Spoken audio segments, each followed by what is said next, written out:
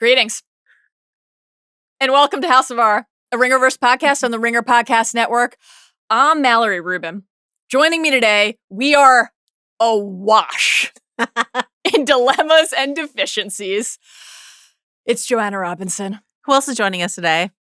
Preston the rat. Yeah, big moment for Preston. It's a big rat episode, so we thought we'd give Preston a place of prominence on the table here. Yeah, guys, where's the lower third to identify Preston and share his social handles?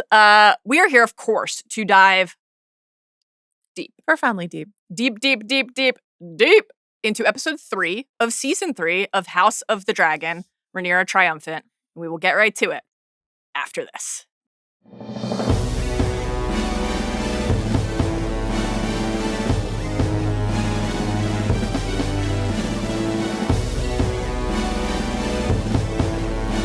All right, as usual, that was a lie. We're going to do programming reminders first before we get into anything. Here's what's coming. Next week is a busy week. I believe that we are publishing 5 podcasts next week on this feed. Is that true? We will have... The ice just went so wide. Relatively quiet week this week with just the old 2. But coming up, Talk the Thrones on Sunday night on... With a very special guest. That's right, special guest. CR, for the first time ever, won't be on Talk the Thrones. He's in Canada. I'm not totally ruling out that he's like, guys, I've learned how quickly dragons move. I'm flying in. I'm back. Okay. We'll see. On Dragon Wing from Toronto. Okay. Maybe it'll just be a text or 2 to read. Who can say? We'll have a special guest on Sunday for Talk the Thrones, and then we will, of course, be back with our deep dive on episode 4 on Tuesday evening next week. In addition to that, Lestat. We did not get to Lestat this week. We had an unavoidable scheduling conflict that there was nothing to be done. But we will be back for a quick catch up on episode 5 and then episode 6, which will be the newest episode. Yes. We'll be hitting them both inside of one pod. We meet Akasha in episode 5. We will talk about it. Can't wait. Only a couple episodes left of that, which is very sad. And then it's a big Nolan week for us because we have 1 episode left in our Nolan Revisited project, Oppenheimer. And then, of course, next week is the release of a little movie you might have heard of called The Odyssey. Which we've seen. And guess what? It was fucking great. Really good. It was so good. Yeah. So if all goes according to plan, we have a special guest for Talk of Thrones and a special guest for Oppenheimer. And then the special guest is us for The Odyssey. That's and right. also Homer. Yeah. Homer always welcome on this podcast. Always. Oppie and Oddie week. You can't make that fetch happen. You keep trying in our texts. We'll see. You're very influential. Maybe you can. But I had forgotten, I will say, how often they actually call him Oppie in the movie. And so I think I'm halfway there. Okay. I am just Wait, the you think you can make Oddie happen? It's only been like a few years since that story's been out in the ether. And I don't know. It's still new. He's due for a rebrand. Yeah, it's new. How can everyone follow along, Joe? Oh, wow. Great question. If you want to see our shining, slightly sunburnt faces. Slightly. I look like I spent the entire weekend exposing my skin to Dragon Flame, a.k.a. the sun here in Los Angeles. And I'm at that fun stage where I'm still freshly sunburnt, but also peeling. And nice. You can't see a single peel. All people can see is your youthful glow. And then Preston, if you want to see Preston's place of prominence on the table this week. There he is. You can watch us on YouTube. That's right. You can watch us on Spotify. That's right.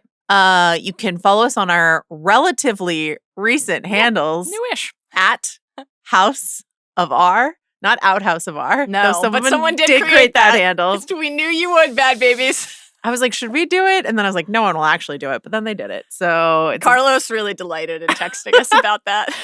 So Instagram, TikTok, email us hobbitsanddragons@gmail.com. We got a lot of great emails for this spectacular episode of House of the Dragon. Plus a few critiques from folks as well. We want to get into all of that. So that is how folks can follow along. And just follow the pod. What about that? Yeah, that's a thought. Do it. Subscribe. Great idea. Great idea. Smash that like and subscribe button. Why not? Do it. Spoiler warning for today's episode. Obviously, anything that happened in the 3rd episode of season 3 of House of the Dragon, fair game today. If it's ever happened in House of the Dragon, fair game today. If it's ever happened in another episode of Game of Thrones television, either in Game of Thrones or in Night of the Seven Kingdoms, it could come up today. In terms of the text, you know what? I would say, honestly, a little lighter than usual, maybe in the main section of the pod in terms of passages. Way lighter than usual. Because we are well off. Yes. We're on the map, but off the map of... Do you want to break out the map? I don't. Though it is right here. I think I need to redraw it for next time. But yeah, this is not really adapt. This is like one of our favorite episodes of Yes. House of Dragon, and it is, I think, extremely faithful to George R. R. Martin's themes, Quite. and also has barely anything to do with Yes. anything that happens in Fire and Blood. So fewer passages as we go than maybe on a usual deep dive. But if you're wondering about any book spoilers, fear not. Those will all be sectioned off at the end in a separate zippy book spoiler section. We'll warn you right before we start that section. You'll get a helpful, terrifying sound effect. Implications abound. This might not be sort of a faithful direct line-to-line adaptation of something in the book, but the seeds are being sown. Lot of setup. The seeds are being sown. Yes. There is time aplenty in the coming days to discuss the royal tipple. But for now, it's time to pod. Let's get to the opening snapshot.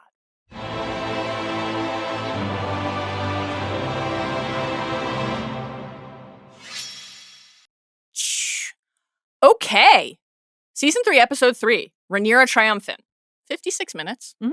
Still a full meaty hour. Mhm. Very meaty episode. Mhm. All conversations. This Mhm. was a great, shorter runtime. Oh my God, my Google Doc is 9 times the length of a typical Google Doc. We always love when that happens. Joanna, we were 1 week off in our episode name title guess. Me. That was my guess. Rhaenyra Triumphant. Yes. 1 week off, but here it is. Delightful. Do you feel prepared to guess the rest of the episode titles for the remaining... What is it? How many we have left? We've got 5 left this season and 8 next season. Let's make it a bit on Talk the Thrones every week for us to guess and be wrong. We never know.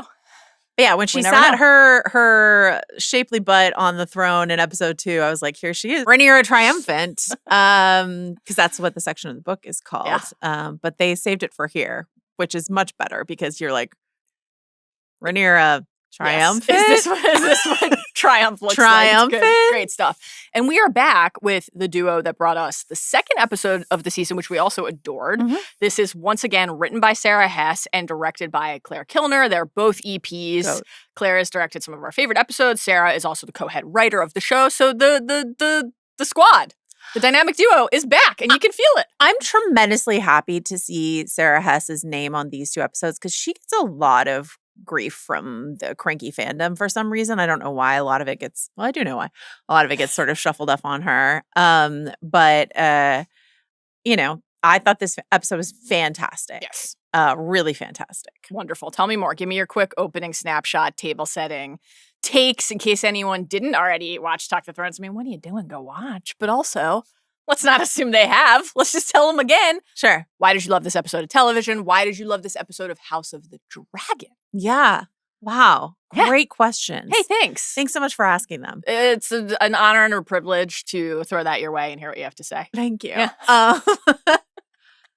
I think, as we talked about on Talk the Thrones, the way in which this is an unusual, it's like just a swing. It feels like a swing from the show. And Game of Thrones definitely took narrative swings, but it didn't usually take like formal in terms of like the form of the thing swings, other than I would say like Winds of Winter, that section of Winds of Winter, which you and I both really like and stuff like that. I think I would liken this most to that unusual stretch inside of that episode of Game of Thrones. And so to open wide the possibilities of what they could do in the future. I saw a lot of book fans really excited that this felt like to them like what a POV chapter feels like in a lot of A Song of Ice and Fire. And then as we discussed on Talk the Thrones, and as many people in the fandom have mentioned, this feels like the kind of treatment that Daenerys Targaryen deserved on Game of Thrones, which is just sort of like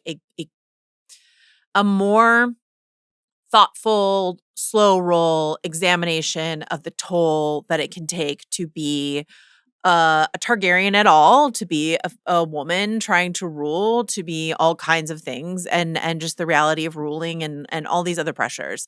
So I just thought it was fantastic, like really, really good stuff. And as we've been talking about since the very first season, Fire and Blood is a story told by a bunch of snide, gossipy dudes about like a bunch of bros being like, so these bitch queens, etc. Yeah, the court of cunts. Yeah, you and me. I'm going to keep going with that until you agree to put it on the merch. Yep. Because you've been very resistant so yeah, far. bitch queens I will. Bitch fist I would. But court of cunts is a no. Bitch fist I feel like is really embedded into the DNA of the podcast. But it's just sort of like, okay, and as we talked about a lot in our separate coverage of Thrones, or talked about some, that was a show primarily written by and directed by men. And not to say they didn't do some tremendous storytelling work with a lot of their female characters, some of our favorite characters of all time. But the contributions from women in the writing staff and the directing staff were laughably low. And, here we have 2 back-to-back episodes written and directed by women. And again, we got some listener feedback that not everyone loved every single choice that was made around sort of the gendered aspect of ruling. We can talk about all of that. But I'm just really excited to have this team of creatives considering the length and breadth and depth of Rhaenyra. Yeah, same. With a performer like Emma Darcy at the wheel of all of it is fantastic. It really does feel like we're being treated to a performance for the ages. And I think Emma has been sensational since, the first episode 6 of season 1. But this season is just astonishing. I think the story sort of put them as a performer in a tough spot in terms of showing us everything that they could do. And here, it's just a much deserved spotlight for an incredible performer. I was telling someone yesterday, I was like, I think Emma Darcy might be one of our best actors, just like full stop. But I would like to see, I know they've done some theater, but I'd be really eager to see sort of more of, I'm excited to see what they do sort of post Rhaenyra going forward. Same. Also an incredible showcase this episode for Matt Smith as usual, and I can't wait to see what he does on Quinn. We've been sharing a lot of texts about Quinn. That was the fastest I've ever guessed who they were doing. Because it was like one glimpse of an ear, and I was like, I know that ear. Yeah, this is finally when I take the plunge, I think. Really? I think so. I've wanted to check it out they almost got me with Jaime, with Vecna. They almost got me with the Heated Rivalry boys. Yeah. They've almost gotten me so many times. I had not seen Summer I Turned Pretty, so that was while I was intrigued by the just kind of phenomena across the internet. Connor and Team Jeremiah. Yeah. Well, I feel like I know. Yeah, you. I feel like I know. Yeah, you have a head on your shoulders. Should we do so? For people who don't know, Quinn is audio erotica. That's right. Narrated most recently by famous men. Sean Hattasey of The Pick did one. Yeah. Yes, they got Jamie Campbell Bower, Vecna himself to do one. So have you listened to any yet? I have not. Okay, should we do the first one? Maybe like in when during a quieter schedule time. Slows down. during the I just had time. Panic thinking about the 5 episodes. Just to enjoy it, just for the sheer pleasure. I think we should definitely do like a Quinn episode. At least pencil it in for next Valentine's Day. At least by next February. That's what I was going to say. Here's the scary thing. It's somehow July.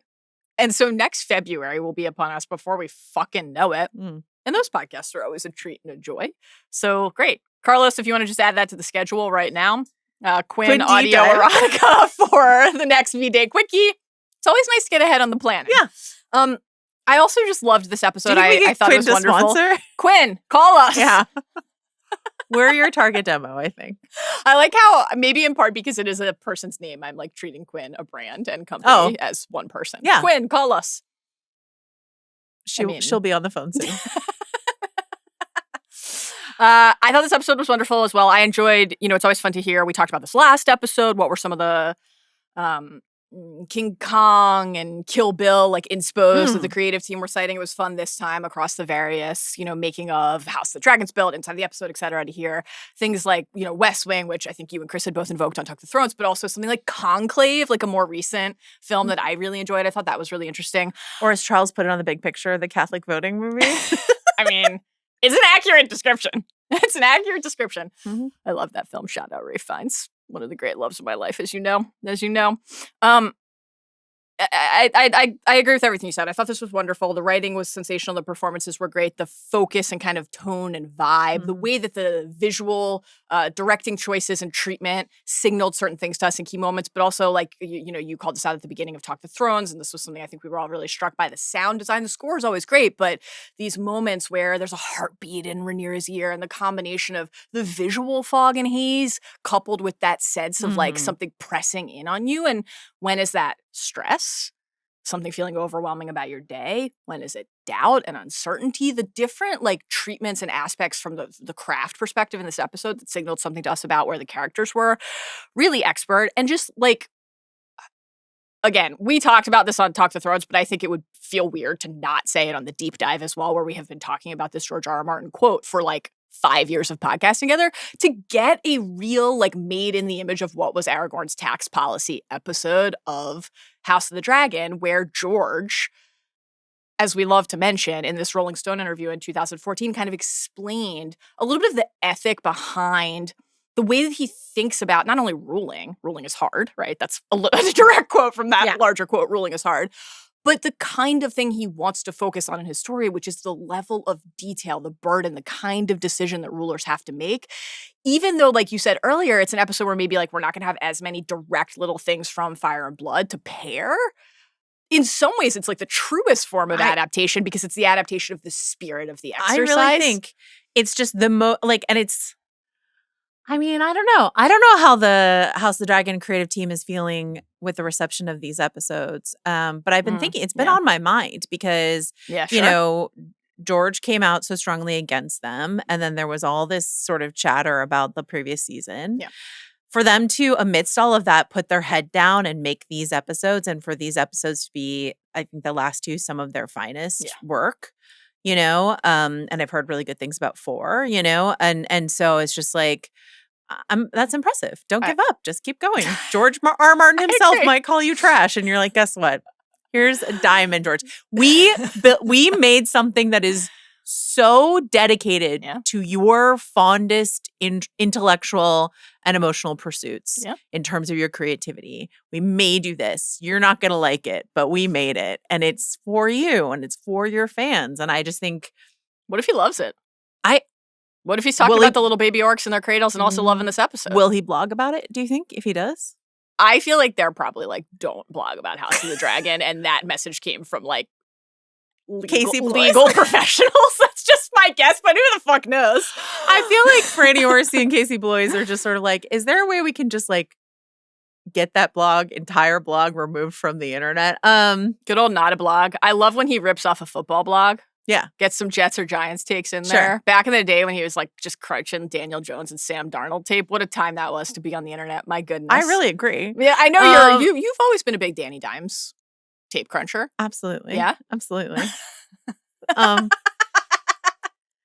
We got a couple questions on what we like to call the BBYs because we're Star Wars fans. But how long has this been going on was the question we got. How long since Viserys died? Well, we get the some months directly from High Septon Ballman in this episode. Right. So 129 AC is when Viserys dies. Yeah.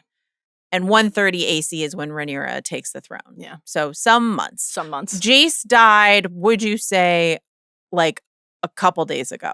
Yes. And it was a couple days that Ulf and Hugh were like, we're going to wait. And then we're going to peace out. Yeah. The amount of time that Ulf and Hugh and Adam hung out I love that you didn't implicate Adam, even though he was there. He was blameless. Ulf and Hugh and Adam were hanging out near Harrenhal. That's how many days it's been since Jace died. Right. So it's something to think about in terms of what might be on Rhaenyra's mind. That's right. Yeah. Freshen the grief, but also missing gold. And people lining up with petitions for now the ruling queen. And what should we do about Daeron? And every advisor has a question. And everyone in the hall has a comment about the candles. Lot to do. The to-do list is long. Do you think? Yeah. Anyone ever asked King Aegon Targaryen about the candles? Or King Viserys Targaryen about the candles? Why are we asking the fucking queen about the candles, man? It's a good and fair question. However, I would offer as a follow-up, why does Rhaenyra not have why is Rhaenyra not more prepared for this? Why are they all not more prepared? Oh, for this? absolutely. Like, we're not going to bring the council No. from Dragonstone because they suck and they do. No consideration for the fact that the prior regime might have taken the gold. No plan for the coffers being empty. No consideration for anything. There's a lot to get through, but also there would have been more things to anticipate. As usual, I put a lot of this on Viserys for not properly preparing Rhaenyra for anything. Well, absolutely. I can't remember if I included it in the outline today, but we got some emails from people who like sort of went back through and looking at like, what was Rhaenyra doing when she was a cupbearer in those small council meetings? And like, what's true is that young Rhaenyra, like hot-blooded that she was, is she like wanted to be on her dragon and she wanted to be like doing and like fighting and like adventuring and like her uncle and the bowels of a pleasure fucking her uncle and dare leave that out. Fucking Kristen Cole and like doing whatever she wanted. Drew the line at oranges and cinnamon though. But like I do criticize Viserys. Of course, I love to criticize Viserys Same. for not preparing her enough. Yeah. But also, was she not a very assiduous student at the same time in terms of like observing this sort of thing? But yeah, and I will give Rhaenyra, when Sir Luther's like, hey man, I'm a gold cloak. What am I doing as the head of your Queen's Guard? She's like, let's get Daemon to she's like, let's delegate some work to some people. She's trying. Yes. But I just still cannot understand the audacity of people in the hallway being like, what do we do about the candles, Rhaenyra? I was like, are you kidding me? The candle one coupled, I think immediately after that with, the greens and the arbor and the price of wine, it's tripled. It's like that for sure. Someone else can deal with. For sure. That said, difficult to have faith in limited set of counselors already, and more difficult still. And we're going to get into some of the details and maybe reads on the episode where you could say, actually, was this what was happening with Caesarion instead? I will say my one critique on the episode, and I think one that is shared by you and by a lot of people, is potentially baffling dragon-centric decision-making from Daemon and Team Black. I'm just so happy to blame Daemon for that. You cannot leave a dragon with the enemy. I'm so happy to blame Daemon for his because as entertaining as Matt Smith's showboating performance. And again, this is another sort of Doctor Who, and then sort of performance from him where he's just showboating. Rats have come uncommon large, he's just having the best time with his theater that he fucking picked up the wrong kid and oops, kind of forgot to take the dragon with him. Maybe he remembered. We'll talk about that. But yeah, that's an undeniable oops. But it's one I can really see good old Daemon Targaryen making. Yes. So, and I do think that one of the through lines of this series and interests of this series is not just the hubris that we talk about a lot, but also just mistakes. Alicent made a mistake because everybody names their kid Aegon. The characters make mistakes. However, I think a dragon rider saying that dragon can stay there is beyond. Can we let's hit it. Let's just say it now. We've got a couple emails about this. I hadn't seen this theory, but you and I were so puzzled why a sooty dragon keeper showed up to share the news, and Chris was like, is Tumbleton a big dragon keeper town? Completely reasonable question, I think. Why is this dragon keeper bringing the news of Tumbleton? Right. And so a theory that a couple of our listeners put forward, and I guess is going around, and if this is true, I would just say the episode should have made it clear. Yeah. That some dragon keepers were in the midst of taking Caesarion from the Hightower camp to King's Landing, and then they were sort of beset and besieged by the Hightower men who, did not take the Rose Road home, but rather scooped up the Blue Queen herself and then took her inside the gates of Tumbleton. Yes. Right. And that makes a lot of sense as to why that dragon keeper was first of all, must. Yes. And secondly, involved in the news at all whatsoever. Right. But we really needed Daemon on his way out of the camp be like, dragon keepers. Exactly. And there are multiple dragon keepers around Caesarion. Yeah. When we're looking at Caesarion in the midst of the... They have their own dragon keepers at the Hightower camp. Yes. So clearly this could... another interpretation of why is this dragon keeper here and sooty is the dragon keepers were like, hey, you can't take a whole ass dragon inside of a town like that. Yes. And they sort of defected because they're like, this isn't how you treat a dragon. Which is supported by canon when the dragon keepers at Dragonstone, when Rhaenyra executed the Red Sowing, were like, we don't support this and we're not going to participate. Right. So that to me felt inside of the episode based on the lack of, in a scene where Daemon is luxuriating in the delicious drama of being like, one more thing we're your gonna be ward. It's a half a sentence to say, and of course we're going to be taking the dragon as well. but that didn't happen. So it opens up a line of or even like questioning. And honestly, they could add it now. Add it now, and I'll pretend it was always there. Do an update Will Byers' birthday, like Netflix post. In ADR, yeah, when the camera's not on him in a small council scene, just be like, oh, and the Dragon Keepers are on their way with Tessarion. Surely Tylan died at the Gullet, and also the Dragon Keepers are on their way here with Tessarion. Don't worry about it. I think you solved it. And no one will ever complain about anything again. No. Great. Get that Starbucks cup out of there. End of. Remember that? That was tough. That was bad. Really bad. That was bad. That was a dark moment. It wasn't to be a Thrones Starbucks fan. cup, but it was a Craft coffee services. cup. It was Craft a coffee services. cup. Should we get to the deep dive? Let's do it.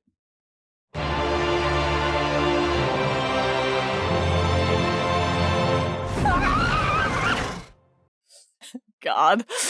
Okay, we were sort of already starting to talk about this scene just now, so let's start with a cold open. This is before the opening credits, and it's before we spend the rest of the episode in Rhaenyra's point of view and this like day in the life, day plus-ish in the life doing the job stretch for Rhaenyra. Here's another thing I'll say. Yeah. If a big note for Rhaenyra in this episode is delegate, which it is. Yes, sure. Did she not delegate this task to Daemon, and did he not fuck it up completely? 9 ways from Sunday? Like, you know? That's what I'm saying. It's hard to trust your counselors if they're doing shit like this. I mean, you don't have that many you can trust in the first place. Yeah. She's not going to call Celtigar back in now to ask for more help. She doesn't ever want to see that guy again. I am actually curious if we're like completely done with him. That would be an interesting choice. Mm-hmm. Joe, this cold open, this scene that we get is a change. This is new canon to have Daemon on Caraxes with Ulf and Hugh, Silverwing, and Vermithor just go fly over to demand surrender from the Hightower army. If I'm being completely honest, when I watched this for the first time, I was like, I kind of can't help sometimes have this just like on reflex response from like, what the fuck is happening here? Then I really loved it because it makes sense. First of all, just logically, you have dragons. I was thinking of Chris's question about like, can the dragons move too quick? It's like, you can move pretty quickly on a dragon. Why would you just not go tell this army that they had to bend the knee and do it with force and might of 3 dragons and 3 dragon riders, right? Big dragons. Yeah. So I was like, okay, this is actually like, this makes sense as a thing that they would do. The reason I really loved it is because we got to watch Matt Smith and James Norton in a scene together, and it was like, just absolute fucking euphoric bliss. Did you see, the HBO social media account is just having the time of their life. Thriving. Cranking out the memes. Thriving. And like, it's so, like, they did this ahead of time. They did this on set. They were ready. So they did the Love Island, like a new bombshell has entered the villa for James Norton, where they're like a new villain has entered like Game of Thrones or whatever. And it's just like him on set in the Tumbleton, like whatever. And it's just sort of like sauntering in. Right. But I'm thrilled. And we talked about this on Talk of Thrones, but I'm just like thrilled at this use of Ormund Hightower as this like, you think of some of the sort of like later season Thrones villains, like a new villain is here, and what does it mean when we're up against a Ramsay Bolton, or what is the flavor of villain? And this villain is smart. Yes. So prepared, smart, ready, ahead, scary, and does not give a shit about vows. I mean, they make you swear so many vows. It's true, but this one was pretty clean, like clear cut. Yeah. And he's like, whatevs, sure, I'll bend the knee. It tells us so much about him. Yeah. Frankly, like some of it is just the fact that the entire army is behind him, and he is not concerned for a second about any of them being confused or unhappy, thinking they were about to get to go home, and then it's Tumbleton War. He has that army in his power, right? So that's notable. But yeah, the fact that he did not hesitate for an instant to swear a vow that he knew at this point definitively he had no intention of keeping. He has fake Daeron ready. He has the kid. And the look on his face when Daemon asked for Daeron, where he's like, delighted to give it to you. So proud of himself for having anticipated, which makes sense. Like you take hostages in Thrones, but he knew he was ready. So like, how long, I mean, we're just guessing at this point, but how long in advance do you think he had this plan? Was it from the moment he got Alicent's scroll? Or was it from, he got a raven saying like, oi, King's Landing fell. You know what I mean? Like how quick was that bleach job? Right. It was fresh. No roots were showing. Rhaenyra checked. But it takes a really long, like multiple bleaches to get that. Is that true? White blonde. Yeah. I don't know these things. I rely on you for all. Like, you need some like purple shampoo for that. Like it is tough to get it that high. So he had to do it a couple times. You know, and you can't do it too quickly or else all your hair will fall out. So it is tough. Right. Yeah. Right.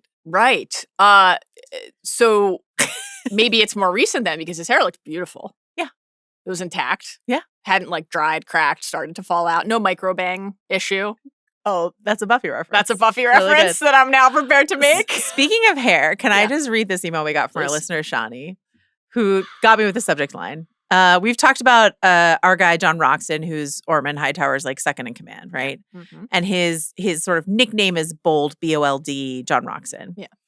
One of our listeners sent us an email, Shani, titled Bold, B-O-W-L-E-D, John Roxton. And I was just like, yes.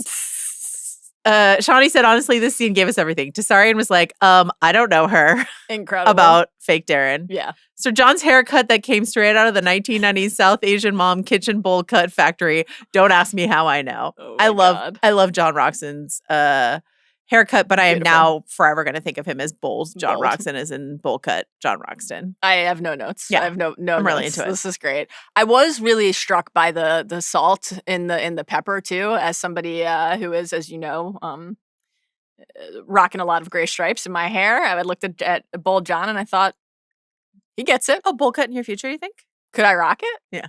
A bowl cut. You could do anything. Let me tell you something. I had a bowl cut when I was a kid, and I will send you some pictures. I cut my own hair off. Did I.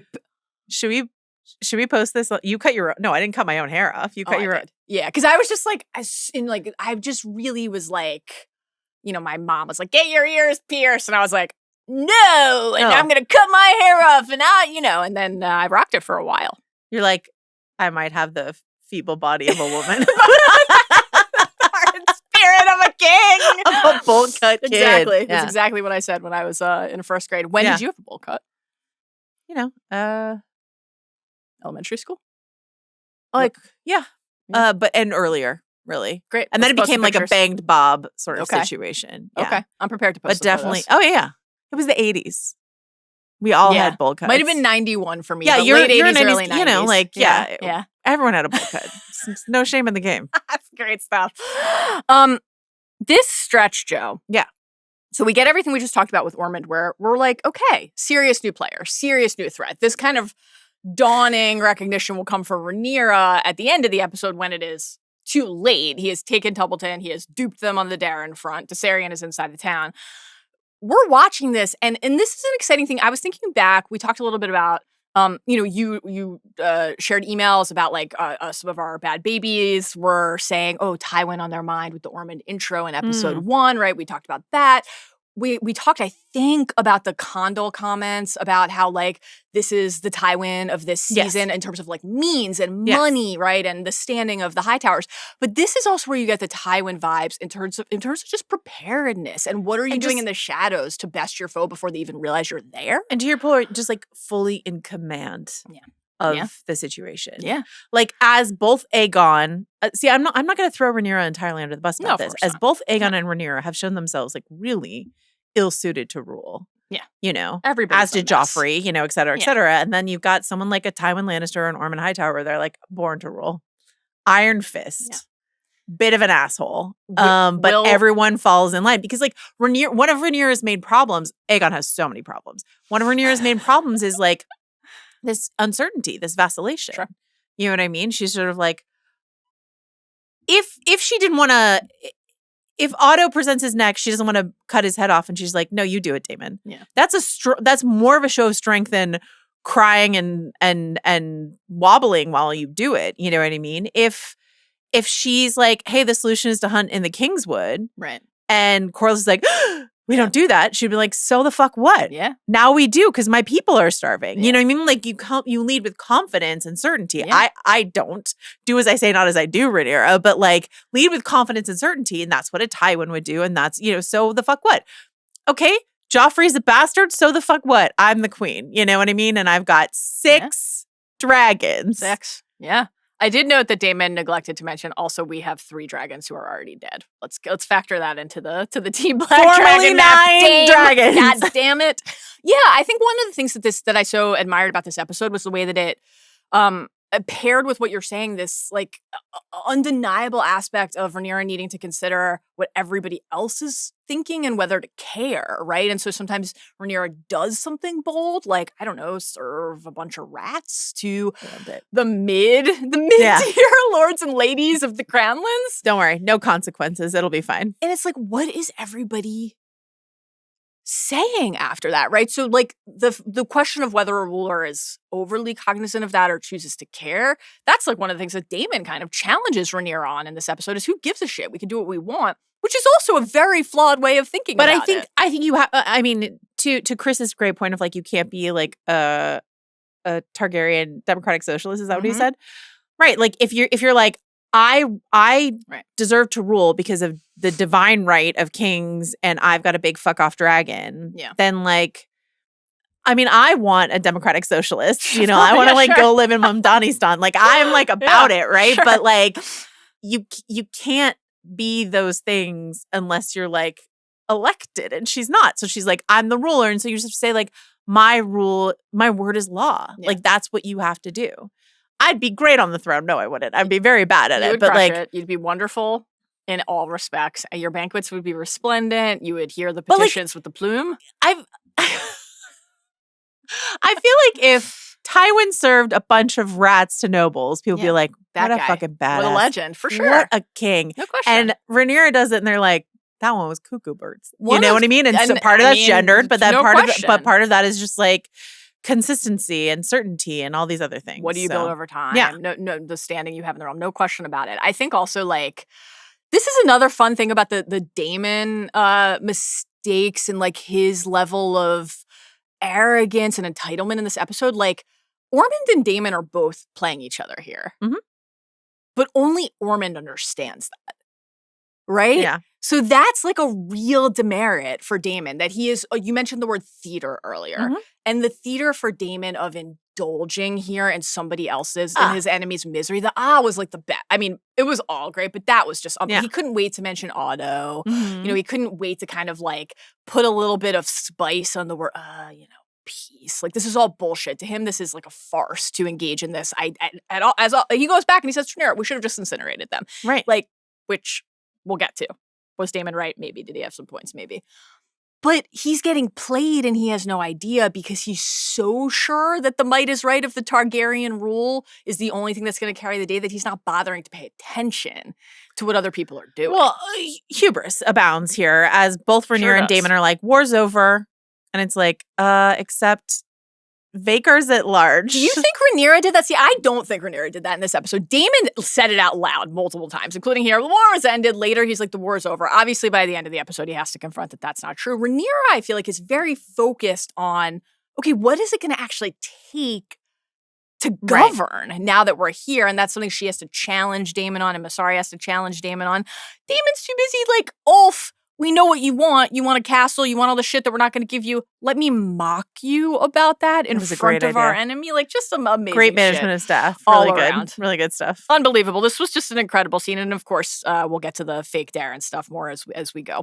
Anything else on this opening, Joe, before we move on? No, on Ormond or Daemon or anything else? Let's go to the tapestry. Oh, I guess we should just remind everyone that Ormond said one king is as good as another previously. That feels notable given that he, again, swore a vow that he doesn't intend to keep. Have to wonder, like, is he thinking that way about his allies or just his enemies? Opening tapestry update. What is new here this week, Joanna? Rhaenyra Triumphant is here. Yeah. But most importantly, your favorite podcaster in Westeros, Mysaria, chart topping, has made the tapestry. I can sense a hit. Myssaria's like, I know a liar. Queenmaker Mallory Rubin. You're like, Amy Poehler should have a podcast. Mysaria, put her on a tapestry. Joanna, I gasped aloud when I saw Mysaria on the tapestry. I'm sorry. Gasped aloud. Damon's also here. Yeah. Corlys, Alicent. Yes. Helena. Yeah. A rat. I'm going to be honest with you, and it's not news to you or anyone else that I need glasses, but I did initially think that was Otto's decapitated corpse. Because the rat has like some blood maybe on the whiskers. So I saw this just kind of shadowy shape and then blood on the front. And then I did some freeze frame Mahoney action. And I was like, is this a corpse? I don't know. Then I realized it was a rat. And I was glad I caught that before we potted. And then you and I both had some questions about the depiction of the small folk here. Yes.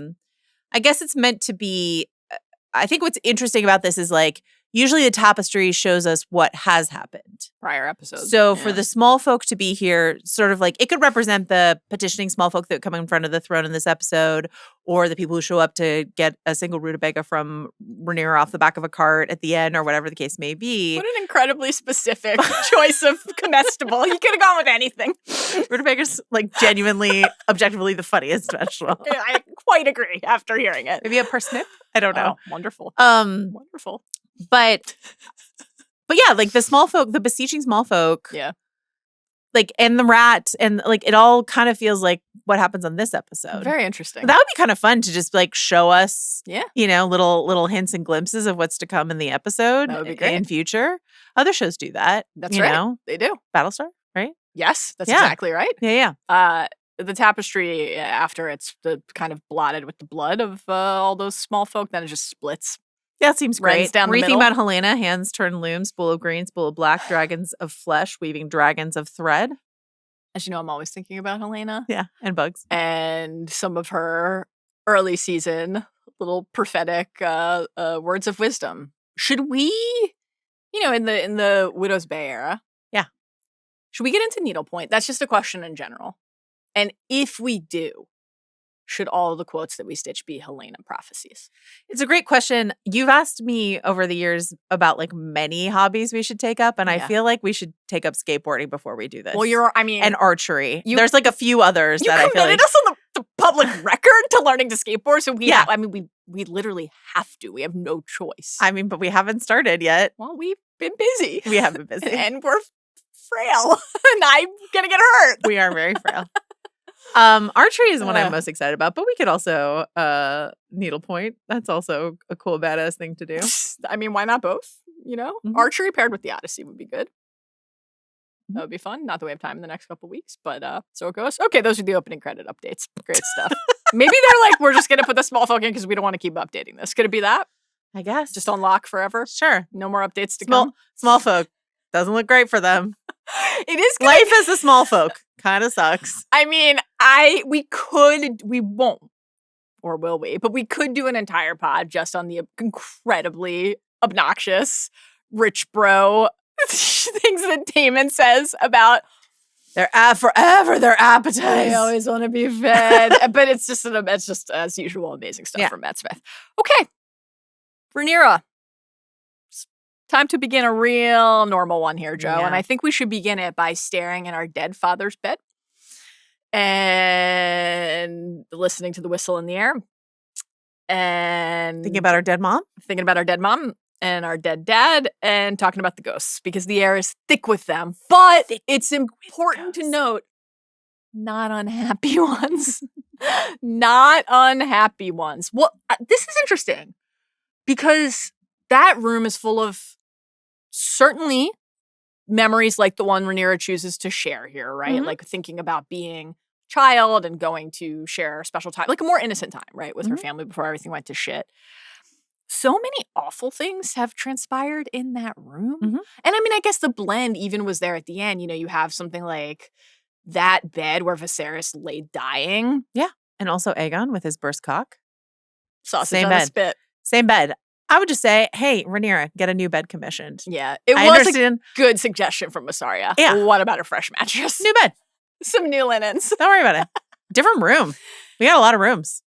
The Red Keep is fucking huge. Now, as a matter of principle, if I became queen, I would not want to have to take a lesser room than the royal bedchamber. I would take like my sleep. Why not 3? I'll take 3 other rooms for the one royal bedchamber. Yeah. Yes. You use the main one for whatever your equivalent of Lego building is as a hobby. Right. Maybe that's where you learn to skateboard. Correct. Or do your needlepoint. Or both at the same or time. Or both. Again, or both. And then, you have a different chamber for sleeping. All sorts of... this is a great idea. You take all the rooms. This is where she appealed to Viserys. This final plea. Like, if you chose me and you wanted to be me, stand for me, right? Take a walk. Take a long long walk, and he did. It's also, of course, where I met his namesake. The way that he responded to knowing Daemon was there. Oh, Daemon, oh, Daemon. But a lot of grim shit has happened in there, too. I have to ask you. Yeah. When you heard the air is thick with ghosts, did you think of Luthen? With what? What does Luthen say? I share my dreams with ghosts. This really gave me Luthen vibes. I was thinking about Alan Rickman in Sense and Sensibility when he goes, the air is full of spices. Rather spices than ghosts, Wonderful. but you know what I mean. Never a bad time to mention Alan Rickman. Sure. Or Sense and Sensibility. Colonel Brandon. Are you excited for the new Sense and Sensibility? Mixed. Deeply mixed. Yeah. Okay. It doesn't feel like quite at the Dobbins level of like, I won't. Oh, man, and I have shared this. Many texts about this. Great stuff. Daemon shares what we already noted. He says we should have incinerated them all, and I'd like to ask you if you agree. Listen, maybe not all, but maybe like a few just to teach them a lesson. Or I actually think Chris's advice was the best advice. It was just like leave, let's say, our more I would always pick Adam or Bela personally, but like let's leave our most reliable dragon rider to just hover flap above them as they go back down the Rose Road, which is what they said they were going to do. Keep eyes. Yeah. Keep eyes. Maintain eyes. Eyes in the skies. Yes. Scare them with Moon Dancer or Sea Smoke. That's a great idea. I mean, they're too busy scouting for Vhagar and which is an important priority. Yeah. Find Vhagar should be a huge priority. And you can't spread the dragon math in too many places because then you can't defend the capital. It is tough. It's an unenviable position to be in. I don't think the solution is just trust Ormund Hightower when he bent the knee once and allow 15,000 Hightower soldiers. He said he was gonna. He said he was gonna, and he was full of shit. No surprise. Here's the thing. Rhaenyra later will invoke the word conciliator, which, like, of course, makes us think of Jaehaerys I. That was his moniker, Jaehaerys the Conciliator. You know, and this idea of, like, how you incorporate that intention into your rule is an important consideration for the ruler. The idea of, like, the part of the reason that Ormund was able to prep fake Daeron, you know, we could think of something like Theon, right? Being raised after the Greyjoy rebellions, taken hostage and raised at Winterfell. This is like a practice in the kingdom. You do that with plenty of the houses who aligned with Team Green. You can't show this level. You can't do this with Ormund Hightower and the Hightowers. You just can't. They're the house that staged a coup. They're the house that staged a coup. They did do a coup. Remember Alicent sitting there on the jack mattress of her nude, having just masturbated son Aegon? Still an incredible choice on the show's behalf. Jack. The old Jack pad. Remember that? Incredible. Is that a model that Casper Mattress sells? The Jack mattress? Wow. It might be. Yeah. Yeah, it's a hybrid. It's a hybrid. Absorbent. Yeah. Okay, got it. Quite. You are the challenge. Right. You love that line. Living and breathing. Yeah. And it's like, well, that's why the priorities are Daeron with Caesarion. Yeah. I understand this because Daeron with Caesarion seems like the easiest get. Let's get that one. Vhagar and Aemon, that's a scary one. But sure. We got to get Vhagar and Aemon. Yeah. And Aegon, we can't find him. We don't know where he is. And she's trying. Rhaenyra's trying. She's like, we got to find Aegon. And Alicent's like, he's burned. No one knows what he looks like. Just say he's dead. It's fine. Yeah. And Rhaenyra's like, how dare you try to spare him? And then also kind of a good idea. I'm going to do it immediately. Great idea. Going to just put that into action immediately, which was great. Alicent should be on the High Council. We did get... That'd be amazing. We got an email from a listener. Oh, I forget. I do not remember their name. They had the perfect diplomatic solution for all... Not diplomatic, but like... For everything? Solve the dance? Well, here's the thing. Yes. But here's the thing. You mentioned Jaehaerys the Conciliator. And I was thinking about like... Rhaenyra's not the first nor the last reformer monarch. Right. There have been reformer Targaryens and there will be reformer Targaryens. Yes. And it often does not go well for reformer Targaryens. But I was like, Jaehaerys and good Queen Alicent, like, how'd they get so much stuff done and not piss people off? And so it's just an interesting thing. You know, Viserys is always cautioning us to look at the history books and sort of see. This was the solution that our listener came up with.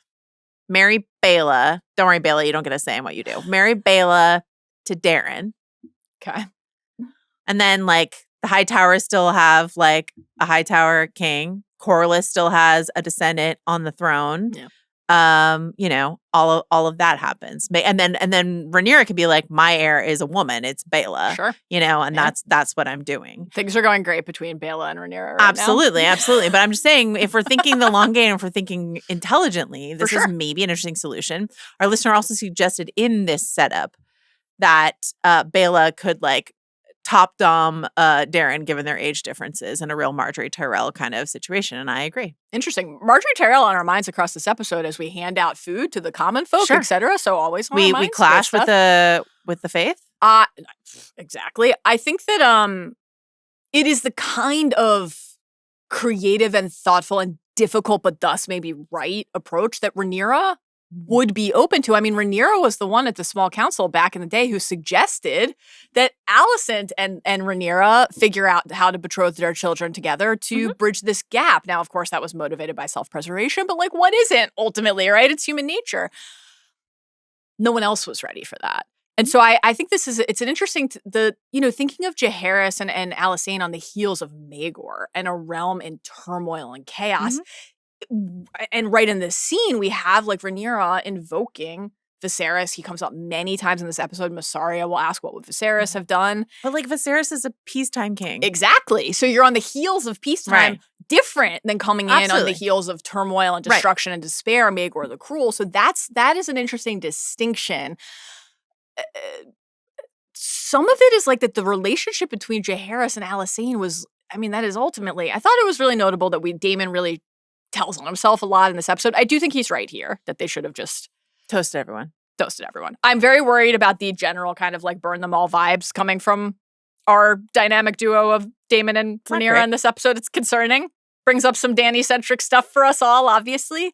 But in this particular case, I think that what he's saying is not without merit and consideration. Rhaenyra is saying, I need to prove myself worthy of my father's choice. Justify it. And so much of this episode is about legitimacy. Emma Darcy talked about this on the Inside the Episode, right? This is about this obsession with legitimacy. And some of it is those symbols of what did Aegon have? Every symbol of legitimacy was his, right? So I need a version of that with, okay, I can't have a coronation, well, at least an anointing. But some of it is just proving worthy of Viserys' choice. And the prophecy, like Daemon is looking at it not as like, I think this is such an important, it's a distinction that I love in them as characters in a couple, like both incestual marriage, but also two members of the Targaryen dynasty, people who want to rule, etc.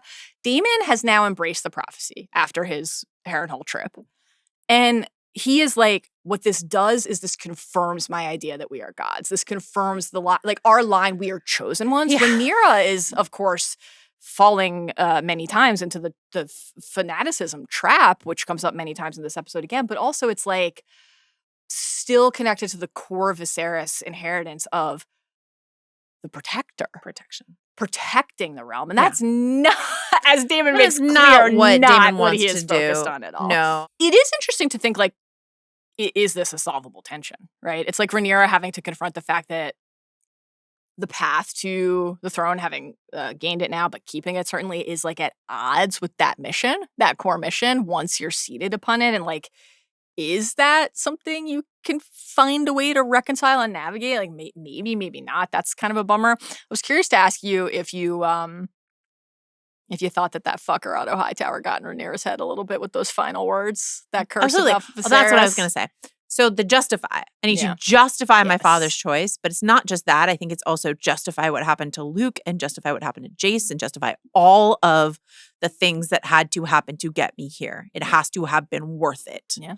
I need to have been worth losing my two beloved sons who hid their faces in my skirts when they were little. You know what I mean? Like it's a lot of justification, and it's not just her father's choice. It's all these other things. And that's one of the buttons that Daemon is really trying to like intentionally push, right? Like, will those deaths and sacrifices, will we let them be in vain? Which like, there's wisdom to, but also is kind of manipulative. This is so fast. I love just really talking about it is like, I think one of the reasons we love this episode so much is because we do root for Rhaenyra.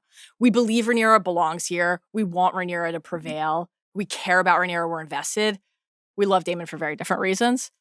To watch these characters err and make mistakes and be so human, and sometimes to make those mistakes and err for reasons that make complete sense, and sometimes to do it like through folly. Like, what's better than that? I know. Than getting to watch that. I mean, especially if you've been like staunchly Team Black.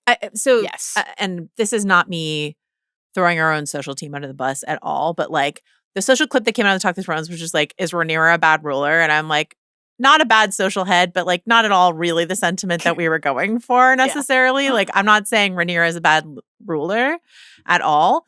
I'm saying both Aegon and Rhaenyra were ill-prepared for this role. And Rhaenyra, especially even more than Aegon, has inherited an absolute fucking mess in terms of like empty coffers, you know, rat-infested candles, et cetera, but like people she can't trust, all these other things. Like she's set up to fail. And also her own human folly is getting in her way.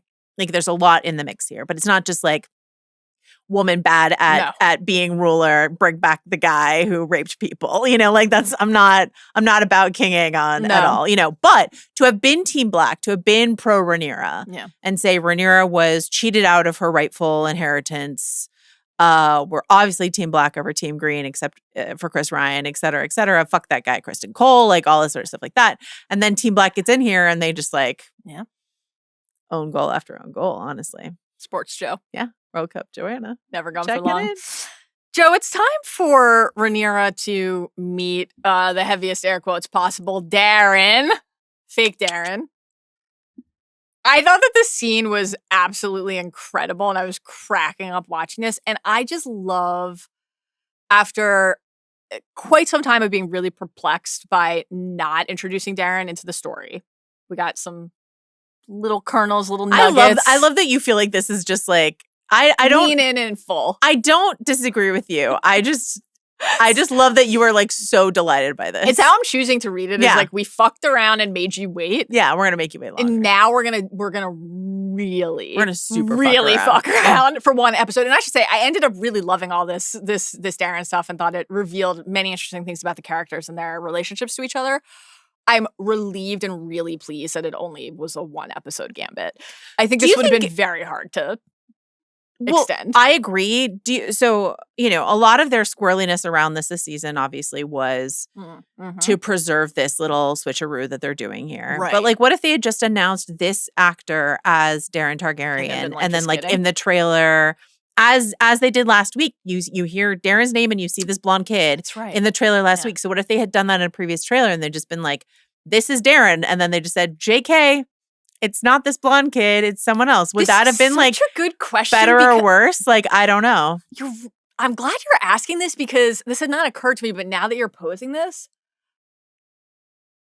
not announcing Daeron had people like asking why and what was going on, and thus maybe a little bit more prepared for some like shenanigan in the plot mix than otherwise would have been the case. So I don't know if there's some like sort of SAG-AFTRA rule why they couldn't do that or something like that, but like, or maybe once you announce Daeron, then it's like, why isn't Daeron at like the junkets and stuff like that? I don't know. I guess it could have been any number of things. Yeah. But here is this clearly not appropriately aged child. Great stuff when after this meeting, Rhaenyra's like, younger than I thought. I thought it was really great. That was really, really funny. So funny. Really good. This entire introduction is amazing, but before we get to it, we want to just talk for a minute again about the filmmaking from Claire Kilner here, because so much of this episode is delivered to us via the walk and talk. Moving through corridors, the pace of the day, sometimes the score really increases in tempo to pair with like what Rhaenyra is talking about or where Rhaenyra is going. Characters are weaving in and out of a given passageway to try to ask Rhaenyra a question of whatever varying significance, or just why didn't you ask somebody else about these candles, as you, I think, very rightly noted. This Claire Kilner quote from the House That Dragons Built special, I thought was just like, it's been so cool to hear Claire talk the last couple of weeks about the approach to making these episodes. I loved this idea of being behind her, like behind the workings of her brain in a way. Just a simple camera move, but it's like crawling around her head to her ear, and then the world in front of her being out of focus.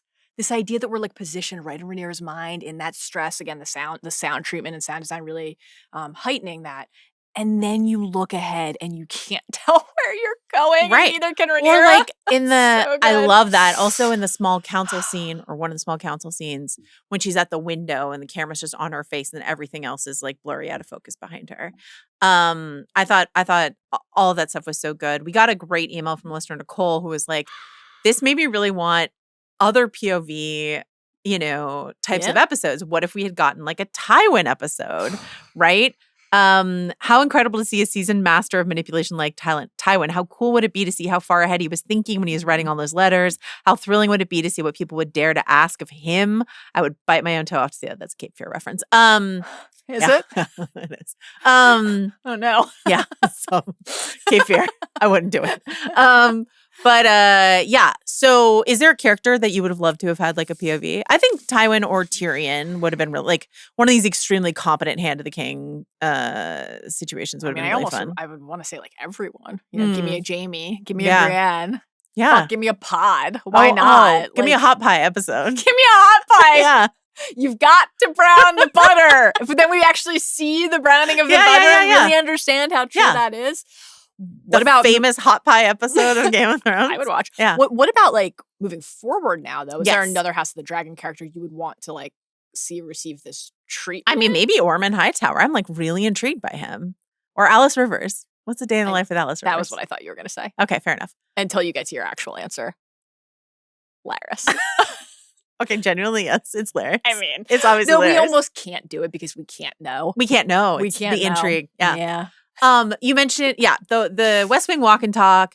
The episode and we got a couple emails about this, but I promise you this is already in my mind. I was really reminded of the drug trip episode of Widow's Bay in the way in which this film, this episode was shot. Obviously, it's not inspired by that because they were made sort of like contemporaneously. But in that episode, if you watch Widow's Bay or whatever, and in this episode, we're constantly like find the character sort of like in the middle of a scene. Yes. We just like drop into the middle of the scene. We don't have any like establishing shots. Yeah. The one where it really clicked for me is when she jostles awake in the carriage. And that's just like in the drug trip episode of Widow's Bay. If you've not seen it, it's an incredible episode. But like Matthew Rhys's character is just constantly like coming to in the middle of something, and it's just sort of like, and he's been here the whole time, but not really here. And so following Rhaenyra's sort of like wandering mind from one scenario to the next really reminded me of that, which I love that. Do you think that Rhaenyra has done any mushrooms inside of the span of this episode? I don't know what was in that tea. She didn't drink it, but what was in other cups of that tea? Really good question. Who's to say? Really also, good question. like, we haven't gotten to the Jace ghost part, but I was just thinking about Daemon like sort of coming to and the way in which King's Landing has become like a Harrenhal of a kind for Rhaenyra. Like it's the air is thick with ghosts. Yeah. That's a Harrenhal. Seeing her dead son in the hallway. She's in a haunted castle. Definitely. And it's her home where she grew up. Yeah. And I just kind of love that, No hot witch or werewood paste, just your fucking trauma. Okay. What a bummer. I know. What a hot bummer. Bring me that hot witch. Oh my stat. God. Yeah.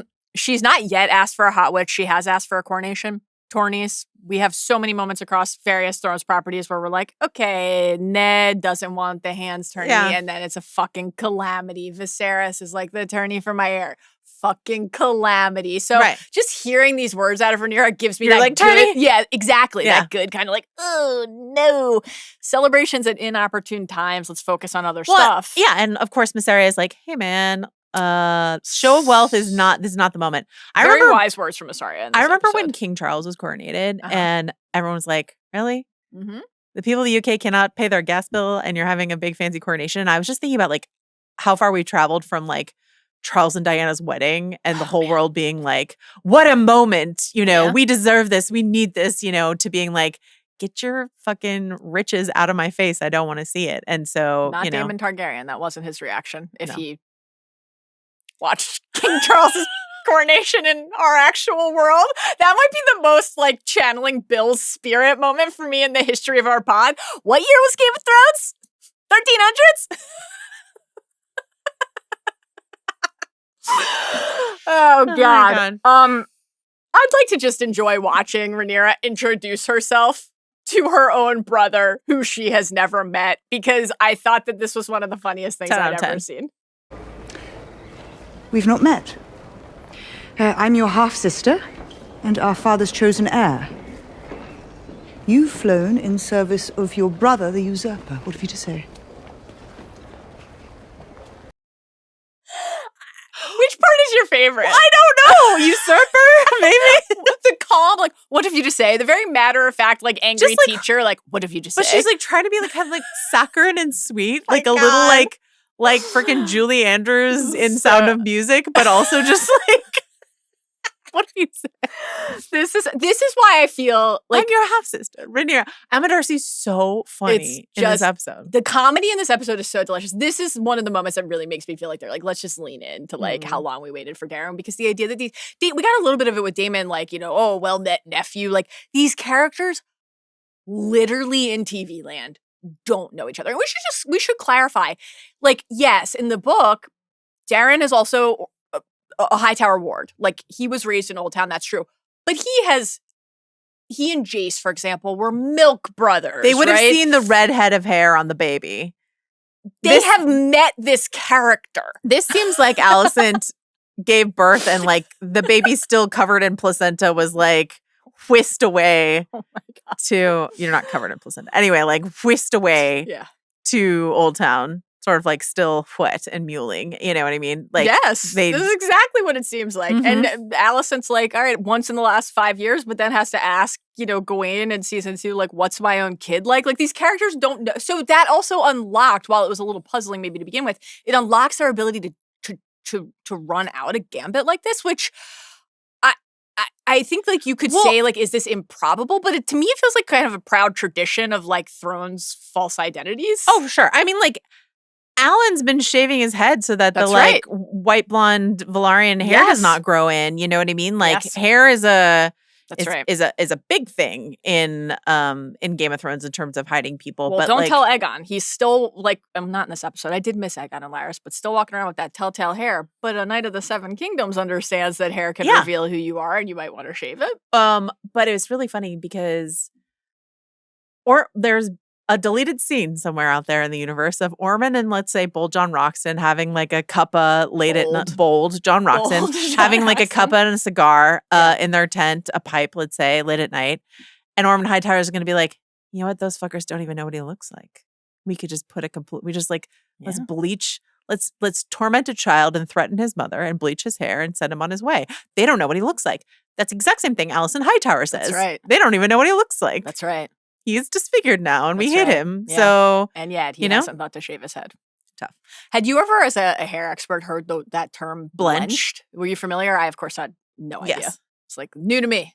I think only because I've read enough, like, well, you've read a lot of fantasy now. I've read it in fantasy novels. I'm sure I've come across it, but Yeah. it didn't encode. Yeah. It didn't encode. Yeah. Do you have a favorite Thrones? Like, I'm pretending to be someone I'm not. Attempt either for comic value or actual like success. Well, do you have a? I think favorite? Arya's sort of like sassy, shaggy little I was haircut. just thinking of that. Yeah. And I think just for the payoff of Gendry being like, oh, I was like talking about like cocks and oh God, this is so good. It's wonderful stuff. Though, of course, where would we be without Littlefinger telling Sansa, pull up your hood? Oh yeah. Well, Sansa's box black hair dye. Memorable shit. in the Eyrie. So good. Very So interesting. great. Her goth makeover. Remember that moment when she walks down Vividly. the stair? Yeah. Vividly. Wonderful stuff. Gingers, not welcome. Not welcome. Okay. Daemon, Yeah. you know, after Rhaenyra says to Daeron, to fake Daeron, what's Ormond up to? What do you have to say for your brothers? You know, tries to get information out of him. And we realize that this character, who is not actually this character, will not say a word until forced to at the very end of the episode. By the way, I thought this kid was really good. Fantastic. Yeah. Fantastic stuff. Daemon's like, you're going to have to kill him. By the way, gonna have to kill You're him. gonna, the recurring refrain across this episode of Daemon basically like rounding a corner casually or like leaving a scene, you know, dismissed from the parapets. Yeah. Like, by the way, you're still gonna have to kill Daeron. Really, really got me. I thought it was great. Small council. Before we get there, Yeah, please. can I read? So we get this email. Oh, yes, absolutely. Is it about no man being as accursed as the kinslayer? No, is it not? one of our listeners was saying, hey, shouldn't the priority be Vhagar? We've already kind of talked Mhm. about that, but I do agree. And our listener's point was sort of like Rhaenyra prioritizing taking the Red Keep versus getting Vhagar feels like a more chasing like the wrong thing, a symbolic thing. But I kind of think it's just sort of like, this is the opportunity. Alicent has said she'll do this thing. Rhaenyra has decided to believe her. Vhagar is absent. Let's take I don't think the moves of Team Black are terribly bad. We've seen They're worse. looking for We've Vhagar. seen worse. Okay. They had the fucking seeds. Rhaenyra sent Hugh. the seeds to Harrenhal Hugh. to wait Adam. for Vhagar. So had, in fact, accounted for that. They abandoned their post. They left. And now here we are. Where's to mop up Vhagar? at the gullet and find Corlys, I guess. I just can't get over Okay. Rolf being like, we were there at the gullet. I just can't. I mean, the fucking chutzpah. I want to talk about the moment that I was like, we're really in an episode We're now. cooking? Yeah, tell me. Is when Daemon says, let us begin, right? Yes, Right? Yes. And then we get that yes. first sort of like bong of the bell. Yeah. That will follow us. At any rate, we must begin. Bong. Yeah. And this idea of the bonging of the bell and how it sort of like takes us into a number of these scene transitions as we go forward. Yes. I got this great email from our listener, Max, about the use of the bell. And he says, at first I was a little bothered by it because it felt unearned, like a ripoff of the more in-world motivating tolling sounds from some other recent shows. Stranger Things had the distorted tolling of the grandfather clock, which had some sonic similarity. But I was reminded even more of the metallophone tolling of the hours on Ferrix in Andor Season 1, which became the announcements of the passing of time between episode blocks, as well as an ominous countdown to Rogue One and Andor's self-sacrifice. In my mind, Hot D hadn't earned this as an iconic in-world sound, but now we can connect the sound design to what y'all were talking about on Talk of the Thrones.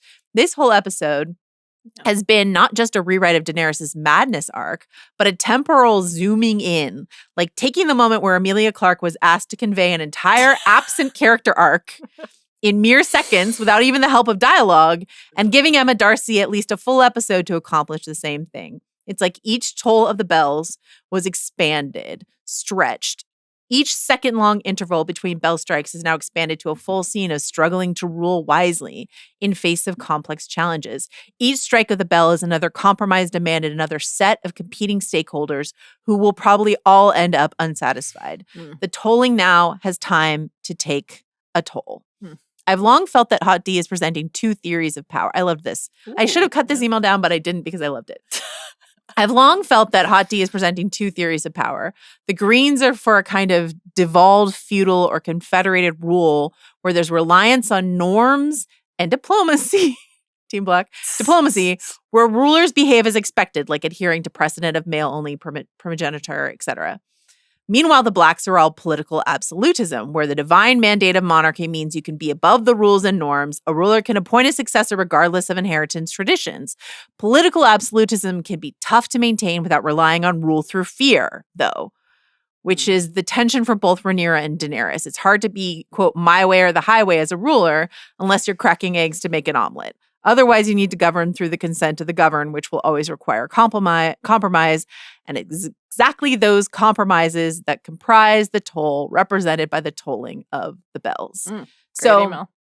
Great email, Max. Thank you so much. I love this idea of this like time-dilated version of Daenerys's bell tolling. I don't know if that's intentionally what they were invoking, but I love that idea. And also this idea, we had already kind of talked about it a little bit, but this idea of like, if you're going to come in with your big fuck off dragons and say, we're the boss now, how can you reconcile that with Mysaria being like, a kinder, gentler ruler, which is what Rhaenyra wants to be. Like, she does genuinely, I think, care about the people, and she wants to be a good, kind ruler. But like, in this very moment, that's not really available to her, you know? Yeah. It's a tricky one. And like, because the war is on and the threats are out there, there's no like grace period. There's no room. That's also part of what was so brilliant, not only about the choice to do this kind of conceptual treatment in the episode, but to do it now, immediately, to make us feel what Rhaenyra is feeling, which is like there's no reprieve in sight, not even for a second. And that's in terms of the decision making and the logic and the logistics of ruling the realm, but it's also no reprieve from the grief, like you were talking about earlier, right? And so when we think about how little time has passed, we were in episode 2 when Jace's body was brought in, we were talking about, like, what is everybody in that room observing and thinking? Like, we as people who watch the show and read the book and love Rhaenyra are, like, bowled over by that portrait of grief, right? And then you look at their faces and you're like, what do they see here? They This see lady's cuckoo a bananas. break. They see like a break, right? The number of scenes in this episode that gave us a version of that. What are the characters who are watching Rhaenyra? This lady served rats to her people. guests. Yeah.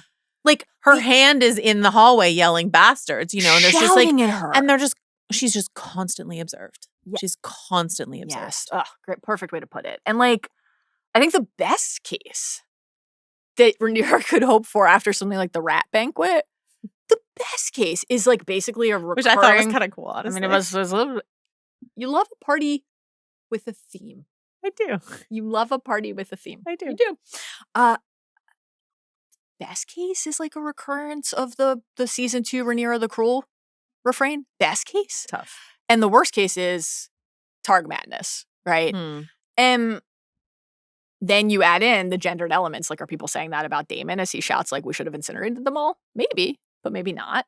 And so I think we feel very similarly to, to Max wrote the email, and we talked about this on Talk to Thrones with Chris, and Chris is feeling it like to really get to sit in the space of each decision and each moment and the anguish of knowing that everybody is judging and watching and waiting, and that sometimes you are actually trying your best and you have the right intention, it's not good enough, and sometimes you fucked up, right? I think that the way that they're like,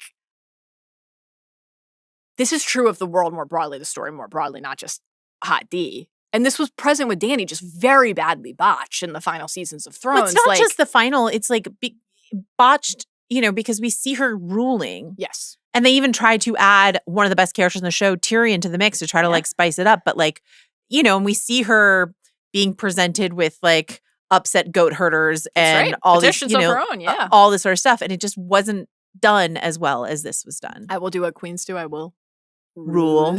Rule. But like at the end in particular, the short line between loss and grief and that like fracture, right, is a woolly, knotty road to navigate, but it is part of this text, I think, unquestionably, right? And I really, really loved, and I've been thinking about the question you posed on Talk to Thrones of like, what do we mean by madness when we talk about the Targaryens, and how fair is that and how fair is it not? And obviously the answer probably varies character to character, but Mad King Aerys. You can't walk it back. I came out in his defense. I did not. On a very popular podcast. I did not. I said I'd eat a rat, and I said not every Targaryen. You stood on that. You stood on that. I was proud. And I would said not every Targaryen is mad, but I did not defend good old wildfire burn them all. I mean, you can't. You're Aerys. too much of a Jaime stan to ever side with the Bad King. At the end of the day, that's your just true thinking about him there. right now, like grimy in a hot tub with little bandaged arm sticking up. By what right? Yeah. There's no money. So let's talk about that. There's no money, there's no gold, there's no coin, the coffers are empty, and the small council is fucking useless, let's just say it. They're a mess! Before Corlys is like a screaming bastard in the hallways. Oh my God. He sucks at his job also. It's just incredible energy from everyone in this stretch. So the Orwell kind of provides this helpful quick reminder in this scene that Thailand is like, I'm going to divide the coin. Where is it? We have more information from reading the books. The show has not yet revealed that. We'll find out in time. The point that we need to know right now is it's not here.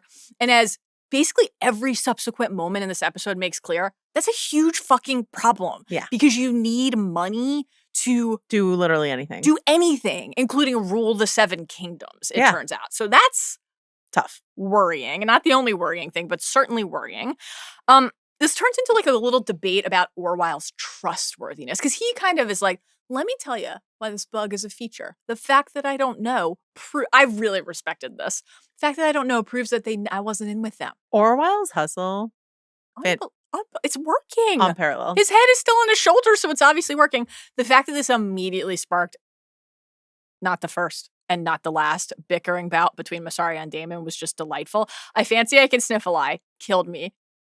Daemon just immediately saying, no one asked you. And then just actually, we haven't given out any jobs except for Mysaria. She has a job. She has a job title. Okay. I would like to say once again, not for the first time, not for the last time on this podcast, that I'm Team Rhaenyra. This is a real give Daemon this update before the team meeting. What is wrong with every character? Corlys later during the petitions when she says the thing about the King of Kingswood and he's like, hey, maybe a different time we'll different talk forum. about this. Yeah. And there's like mere moments later, it's like, bastard! Oh my God, you're right. Well, they're not getting anything productive done in the small council meetings. Ultimately, they're just talking shit to each other. So he's like, let's be discreet and talk about this elsewhere. Bastard! What the fuck? So good. Because I know you're always Oh like my John and God. Sansa have literally one meeting. Yes. And like have one meeting. This is throughout this. Like if Rhaenyra had, I would say, Rhaenyra have a forthright conversation with Corlys and be like, before he corners you in a hallway, say, I can't do it right now. I want to. Not and I will. Just mutter of Hull and scamper out of the room. So then like Adam has to say, so bad. Dad, she didn't make me a Valarian. Yeah. He's like, how did the nighting go? And he's like, pretty bad, actually. I got real fucked and embarrassed in the most important moment of my life. So like she didn't like have a conversation with Adam, who's like been such a devoted like dragon rider to her. Like all of this is bad. Mysaria's got a job and she's also handing out jobs to Linda Massey. You know what I mean? Like glad to have Linda back. I'm worried. Here's the thing. Tell me. So there, Rhaenyra makes a lot of mistakes in this episode and book readers are like, I can see all the dominoes that are going to fall from these mistakes, right? But then there's like unknown quantities and it's put me in a paranoid Rhaenyra state because I'm just sort of like, yeah, sure. Here's a Linda Massey. Yeah. I don't know. Right.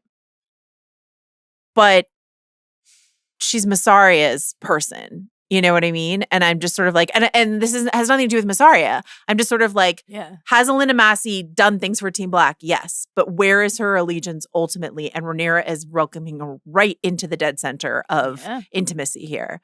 And so it's just put me in the Rhaenyra paranoia situation where I'm just sort of like, similarly with like Torrin Manderly's here and like, this is a book character, but they're using him differently. And so I'm just sort of like, what are you doing here? And what's your take on this? And so like, I am like really, I'm seeing enemies everywhere. Well, I mean, like you said, so is Rhaenyra. I like that you're phrasing that as like putting you in that perspective of paranoia. Like maybe that's where they want us. I thought hearing you say that, like I'm recalling that Chris on Talk the Thrones was like, should we trust this person when she hands that tea to Rhaenyra?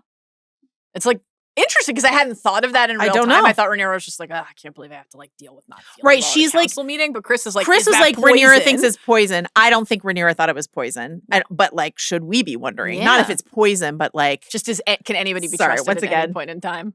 Cape Fear has infected my brain. So if someone cuts off their own toe and people are poisoned and eats it, they eat their own toe. He like bites his own toe off and swallows it on purpose. He's under the influence of mind-altering drugs, scopolamine, which is a real drug that you can use to influence people, apparently.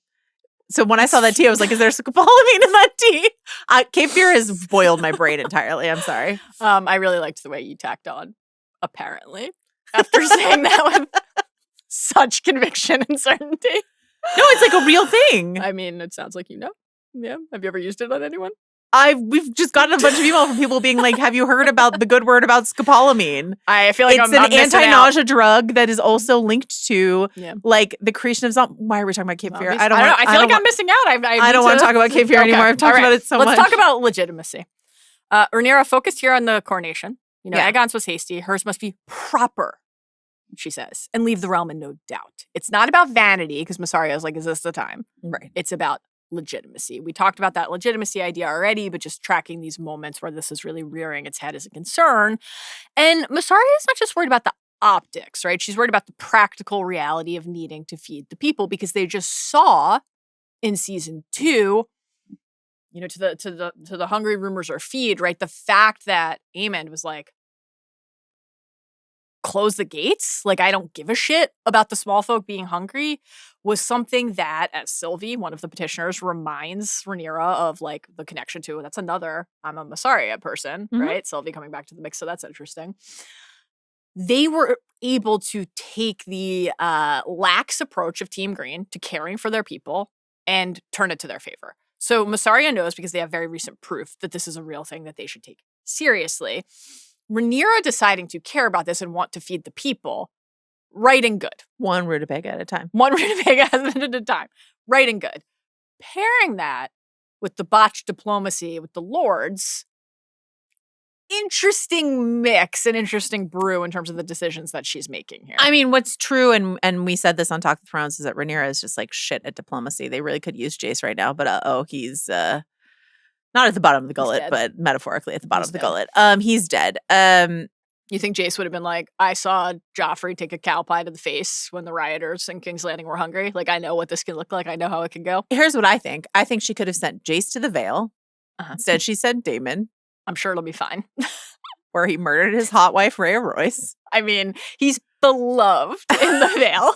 Beloved. You murdered a lady. Gerald definitely didn't show up to a royal wedding and like challenge Daemon to the death because he's so despised. So let's send Daemon on the diplomacy mission. Yeah.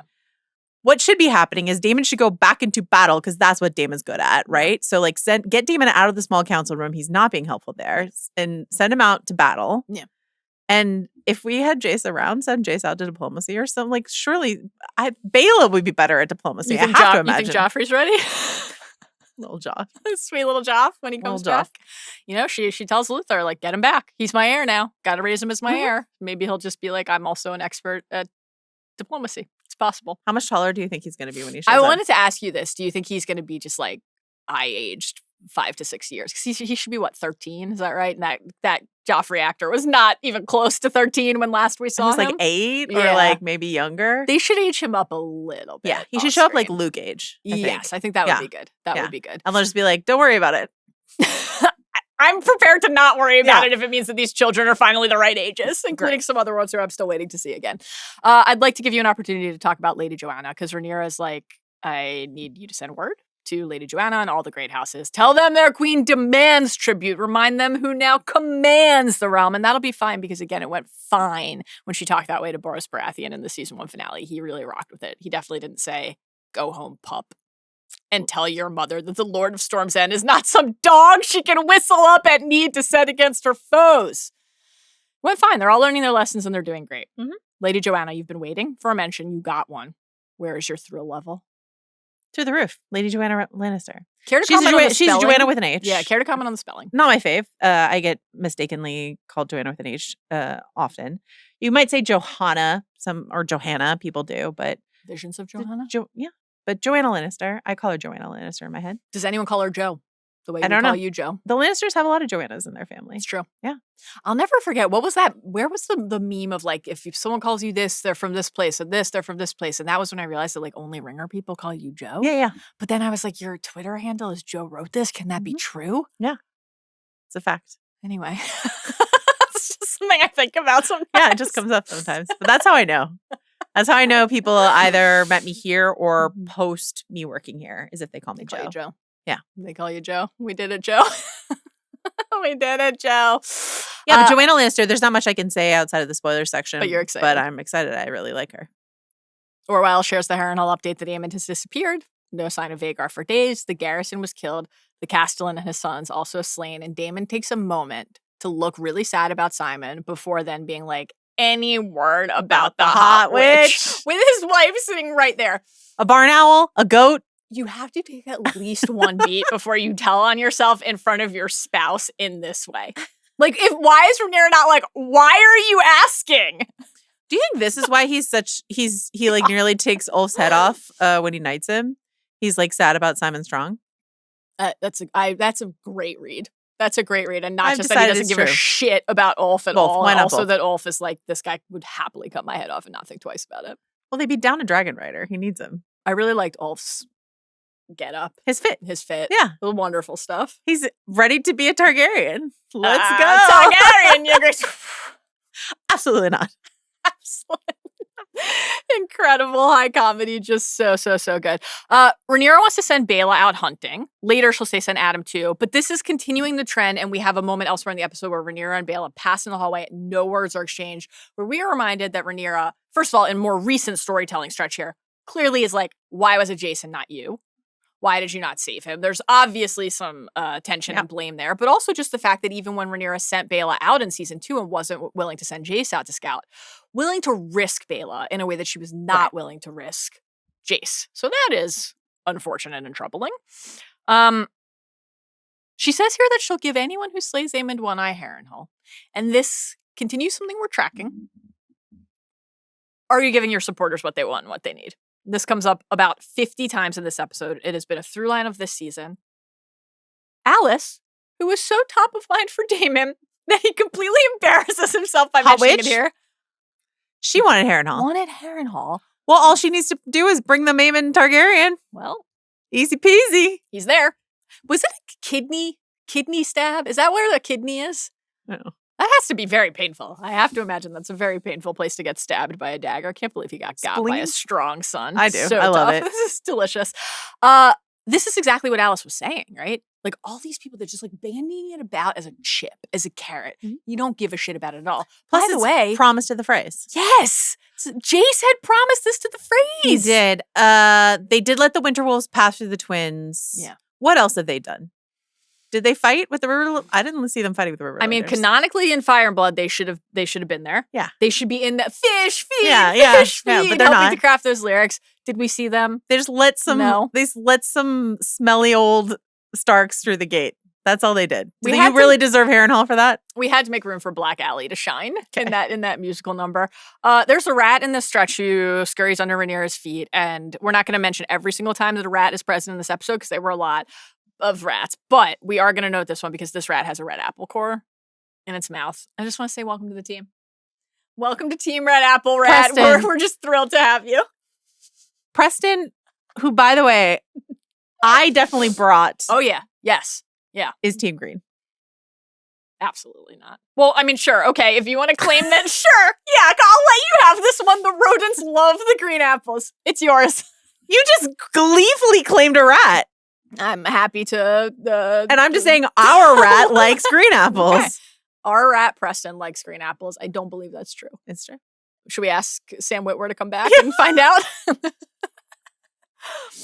A little walk and talk time. This is a stretch where everyone is just like badgering Rhaenyra. You need the Queen's Guard. Put Daemon on it. The rats are eating the candy. They might be eating the candy, the candle. What do we want to do with the royal bedchamber? Cost of wine, etc. Great stuff. And then it's time for a scene with Alicent. Rhaenyra just charges into the room where Alicent and Helena is, and I was like, where the fuck is the gold? Don't pretend you don't know. All right, wild energy right from the jump, but also reasonable to ask. And Alicent, here's what Alicent does. Tells the truth. She says, I have no fucking idea. Yeah, would you blame me? When the Green Council pulled a coup, they didn't involve me. So I don't, and that was the timing of this. When Tylan was like, I split the gold, it's divided. It was in season 1, episode 9, the Green Council coup. So Alicent does not know. That is true. I would refer you to the man himself. This is of Otto. Like, what, your dad didn't tell you? Right. But you slew him without ceremony. Just dunks on him. There's later in the same scene, Otto comes up again. And Rhaenyra kind of goes into the distance. We get the rush of the high-pitched, like high-frequency sound treatment. And that certainly struck me as a moment where, okay, are other characters observing what we're observing? It seemed like Alicent was like, what's happening here? What are you doing? Are you okay? In terms of Rhaenyra's response there. And then Helena asks a question. Helena, who of course has lost a son. Jaehaerys, little Jaehaerys, blood and cheese, tough one. Did killing Otto make you feel better about Jace? So do you, like, I'm having trouble really nailing down what I think she means here. Is she like, hey, did that make you feel better? Would I feel better about Jaehaerys if I killed someone or something like that? Or is it sort of like, I know it didn't. So like in my spooky witchy prophecy way, I'm going to be like, yeah, you know, because she did this. I feel like, you know, when we first met Helena, she would just say her prophecies out loud to the bugs or whatever, right? And I feel like late in, at the end of season 2 and now she's just sort of like kind of using it to fuck with people. She did with Aemond, right? Oh, she's not like the most manipulative person or anything like that, but I kind of feel like she's, she's not just saying her fun little like esoteric ditties anymore. She's just sort of like, did it make you feel better?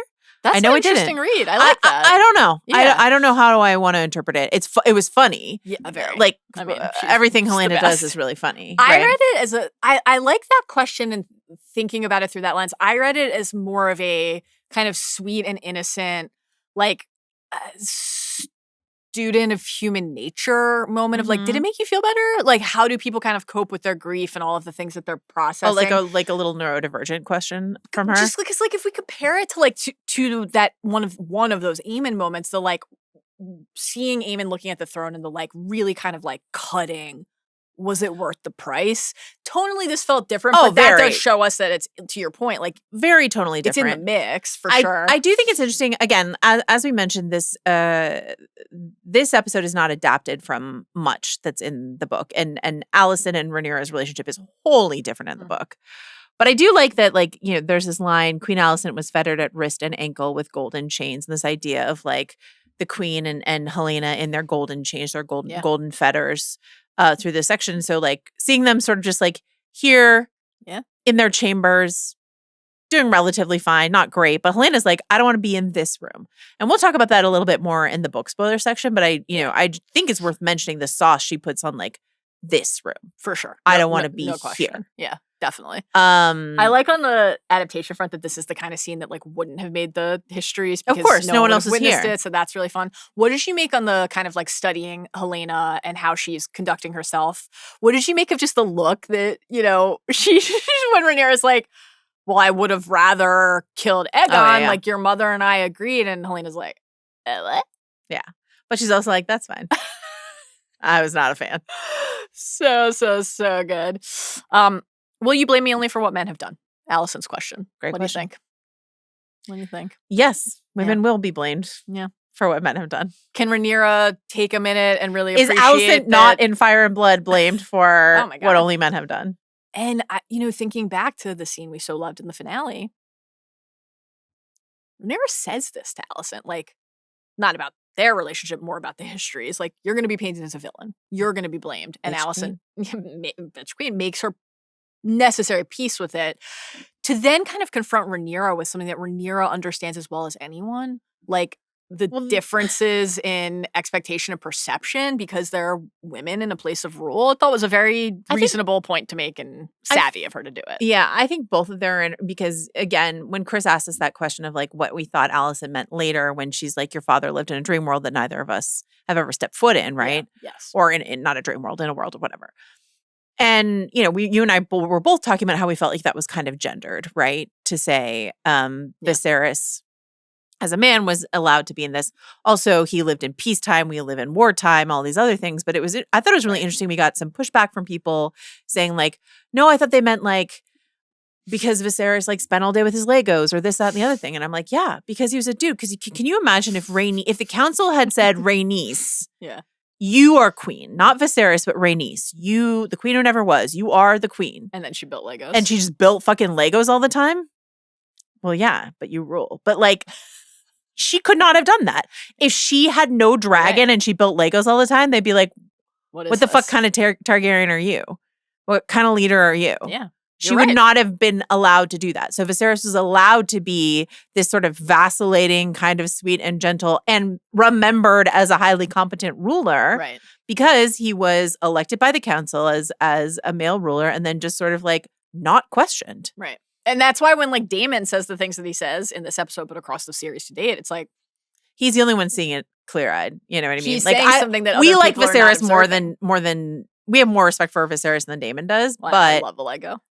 But for Mysaria to be like, what would your, honored father have done? Yeah. It's like, well, why would we want to do that? Why would we do what Viserys did? Why the fuck would we want to do that? What I really value about the show, because there was all this question about like the timeline of the show. Yes. And saying like, why did we spend all this time with, these younger actors playing Rhaenyra and Alicent and all this sort of stuff like that? It was so important for us to see what kind of ruler Viserys actually was. That's so important in this moment. Because if we just had his legacy, then we would be like, oh, good King Viserys. Yeah. You know? Yeah.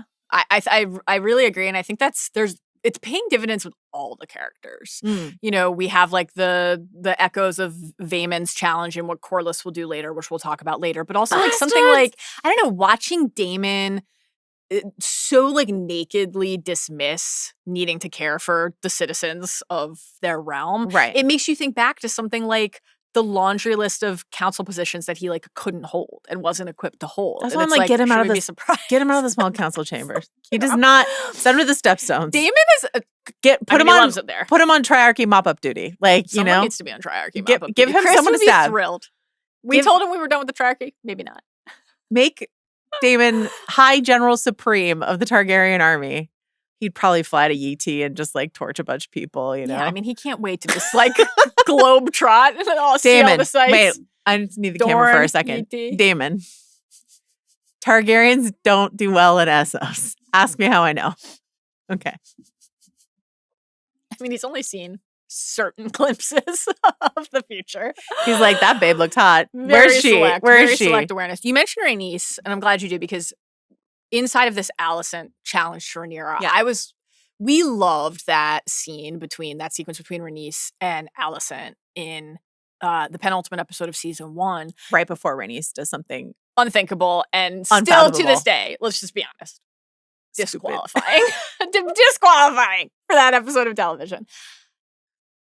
You can feel the effect of that exchange and that person and those words on Alicent now, still, right?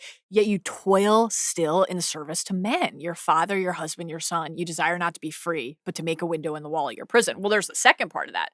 Alicent desires to be free, and everything that she's doing is to ensure that outcome for her, for Helena, and for Jaehaera. But the first part, the toil still in the service of men, like Alicent has gone through such a journey, we love a character on an arc, of really interrogating how true that was for so long, of challenging Otto, like, how would I know what I wanted? Mm-hmm. You know, you never gave me that luxury. And so to say to Rhaenyra, like, would you blame me only for what men have done? Yeah. All it took satisfying. was one trip to Big Bathtub. Yeah, she only cares now. All she cares about is Helena, Jaehaera.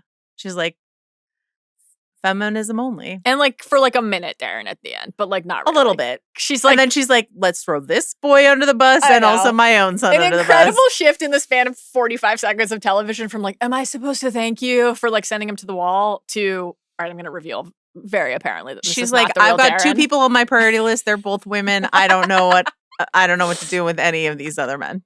Sorry. Great stuff. This is where Alicent mentions no one knows what Aegon looks like. And says basically like, so I'm supposed to hope for the death and capture of my son, even though they'd agreed to this thing. It's different to have like I had to make this bargain, rip the Band-Aid off, and then have to be in this situation of like the slow pulling of the Band-Aid, hair by hair, piece of skin by skin. Yeah. Rhaenyra's, I can only imagine, paired with something like later in the episode, in the wagon carriage sequence with Mysaria, like, I will look upon the people who took my sons from me. I will look at them. Yeah. We know what is guiding these decisions. Let's talk more about Mysaria. The to-do list is getting long for everybody. Mysaria is one of the people who is not just working through the ship, but like inheriting some real responsibility, right? One of the only people who has Rhaenyra's trust. Rhaenyra tells Luther, proclaim Aegon dead. This isn't going to go well with the High Septon. We'll get to that in a second. Mysaria swings in, and I loved this quick beat about, like, I've never been to the Red Keep. It's both, like, larger and smaller. And it was so wild to, like, confront that. Like, Mysaria, who's been around since the very beginning and, like, met with Otto and hung out with Daemon and done all this sort of stuff, but, but she's never been inside the castle. No. Just brothels. You made it, girl. Public tables where the Cargles were able, everyone was able to observe everything. I just thought that was like a fun kind of like demystifying of the Red Keep, where it's like, oh, there's this mythical thing with the standing and up on the hill, but like you get in there and it's just at scale. It's just rats all the way down. A house to run and rats all the way down. I thought that was really great as a little beat. And then Mysaria asks, you sure you can trust Alicent Hightower? What did you make of this? Is this, I really care and I want to protect you, or let's get that wedge in there? Yeah. She's like, Daemon untrustworthy, Alicent untrustworthy. You know you can trust me and also my girl, Alinda Massey. I'm sure it's fine. If somebody repeatedly said to you, the only person that you can trust is me, would that result in you trusting that person more? Or But being you like, text me why that do nightly. you keep telling? That's why I'm asking. That's why I want to know. What would it lead to? Would you be like, why do you keep text me telling that me I'm the every only one you night. can trust? And I've told you, Mallory, my phone is bricked from 10 p.m. on. That's why I text you at 10:01. It's the first thing you see when you wake up. Don't trust Mahoney. Can't trust him. Just kidding. We love Rob. He would be a great master of whisperers. What do you think? What do you think Mahoney's small council position would be? Master of law, master of coin, master of ships. Yeah, I think so too. Yeah, I think so too. What about you? What are you?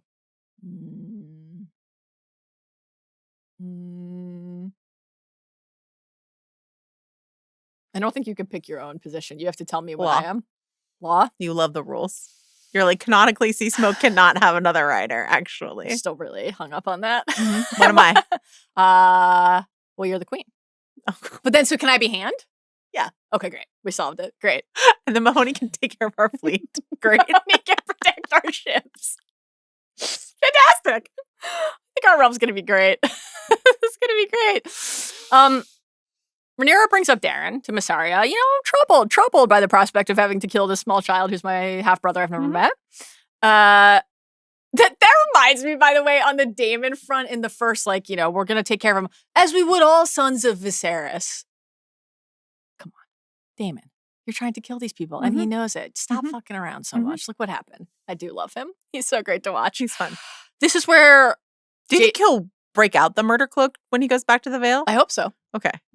Inspired our set deck. It's breezy out there. It's blustery in the Vale. You need a cloak. I still think that Alicent could have probably asked Daemon for a murder cloak tip or two before just heading out into King's Landing in their very recognizable garb. Speaking of very recognizable, this is where Jace, the shade of Jace, Moggan in death, walks toward Rhaenyra. To the very last. Down the hall. And we switch very quickly after Rhaenyra sees Jace, kind of affirming what we've been saying. The impact of this loss, understandably so, is going to have a real guiding impact on the decisions that Rhaenyra makes. Goes from am I going to kill this kid into why should I not kill him after seeing Jace? Why shouldn't I? Why shouldn't I keep it? Why should I not strike him as my own sons were stricken? So that's worrying. You pair that with something like later, I can't get justice. Daemon's like, justice will be yours. She's like, I'm not going to get justice, but the crumbs.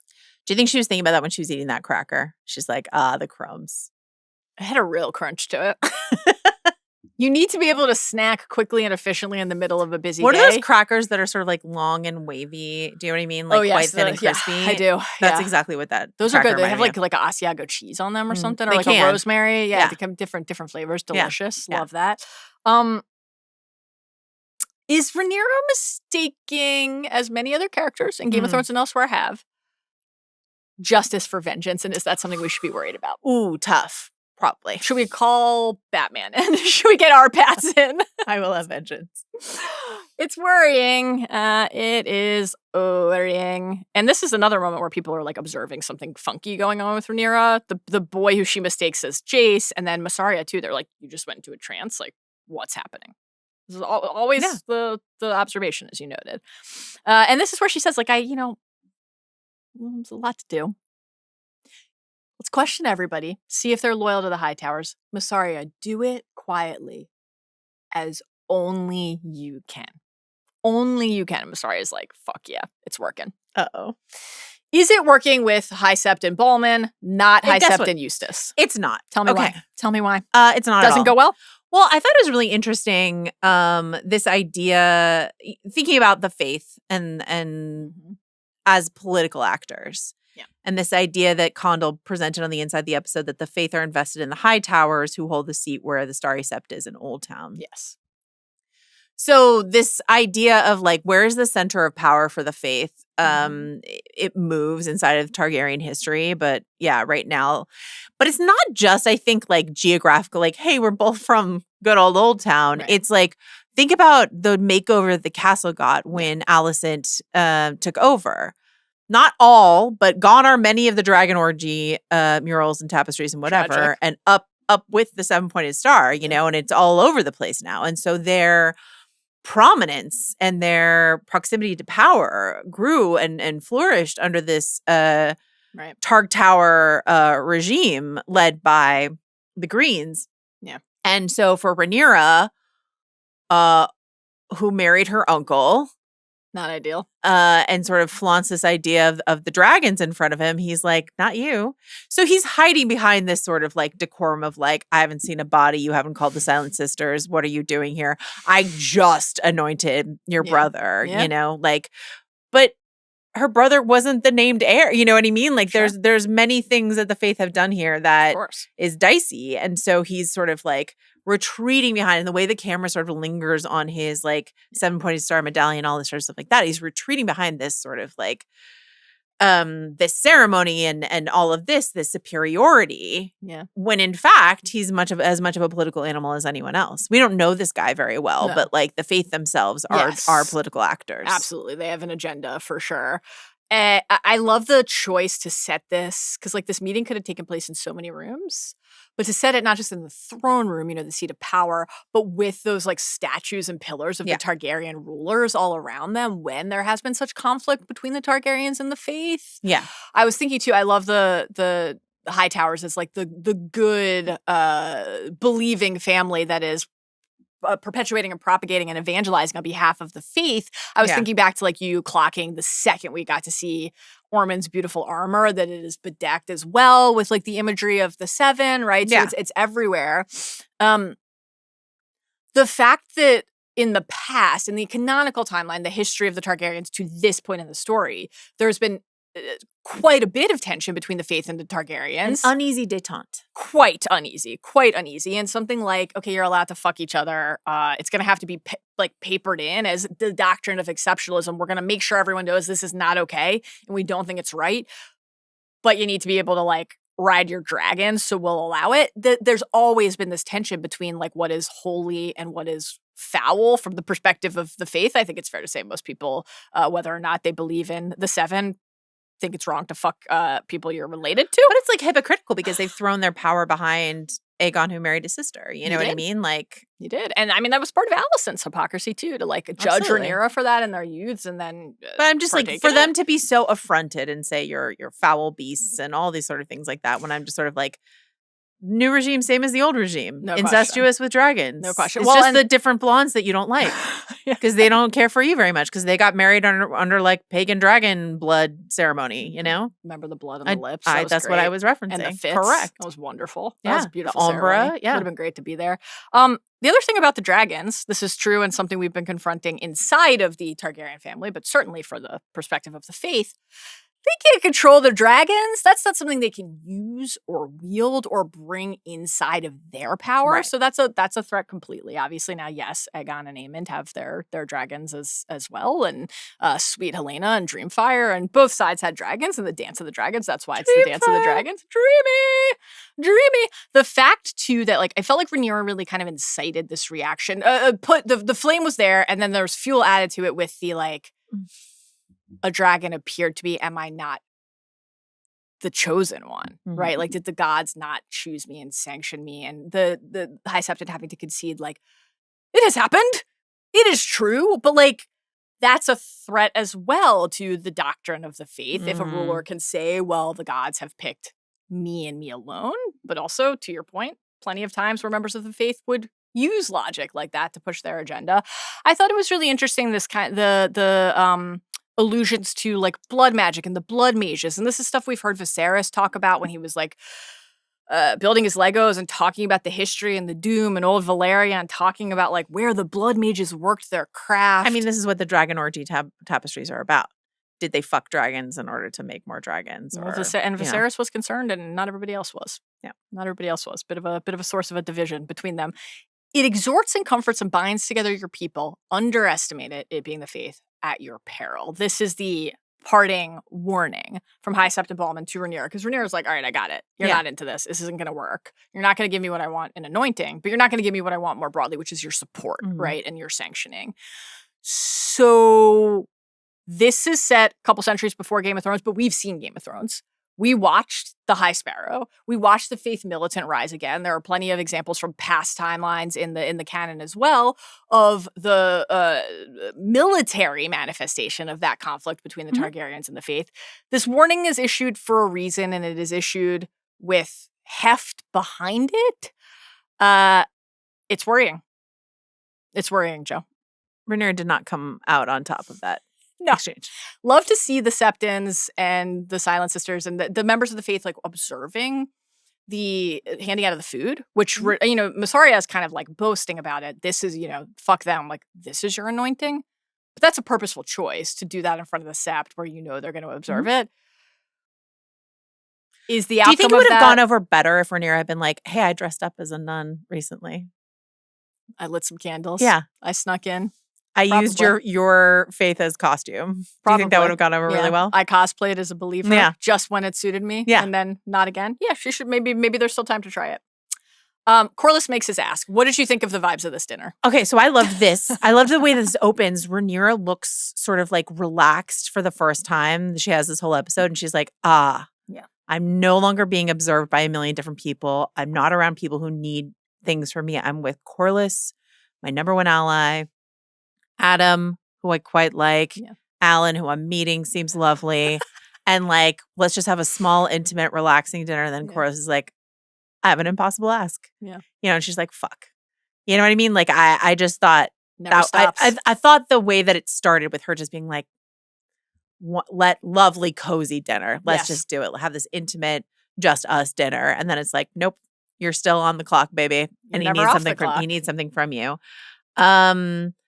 I love this. I think it's been really interesting to watch the fandom react to this because a lot of people, many people are saying that for Corlys to have spent his entire life denying these young men and then not give Rhaenyra even like a minute to sort of process this is frustratingly hypocritical.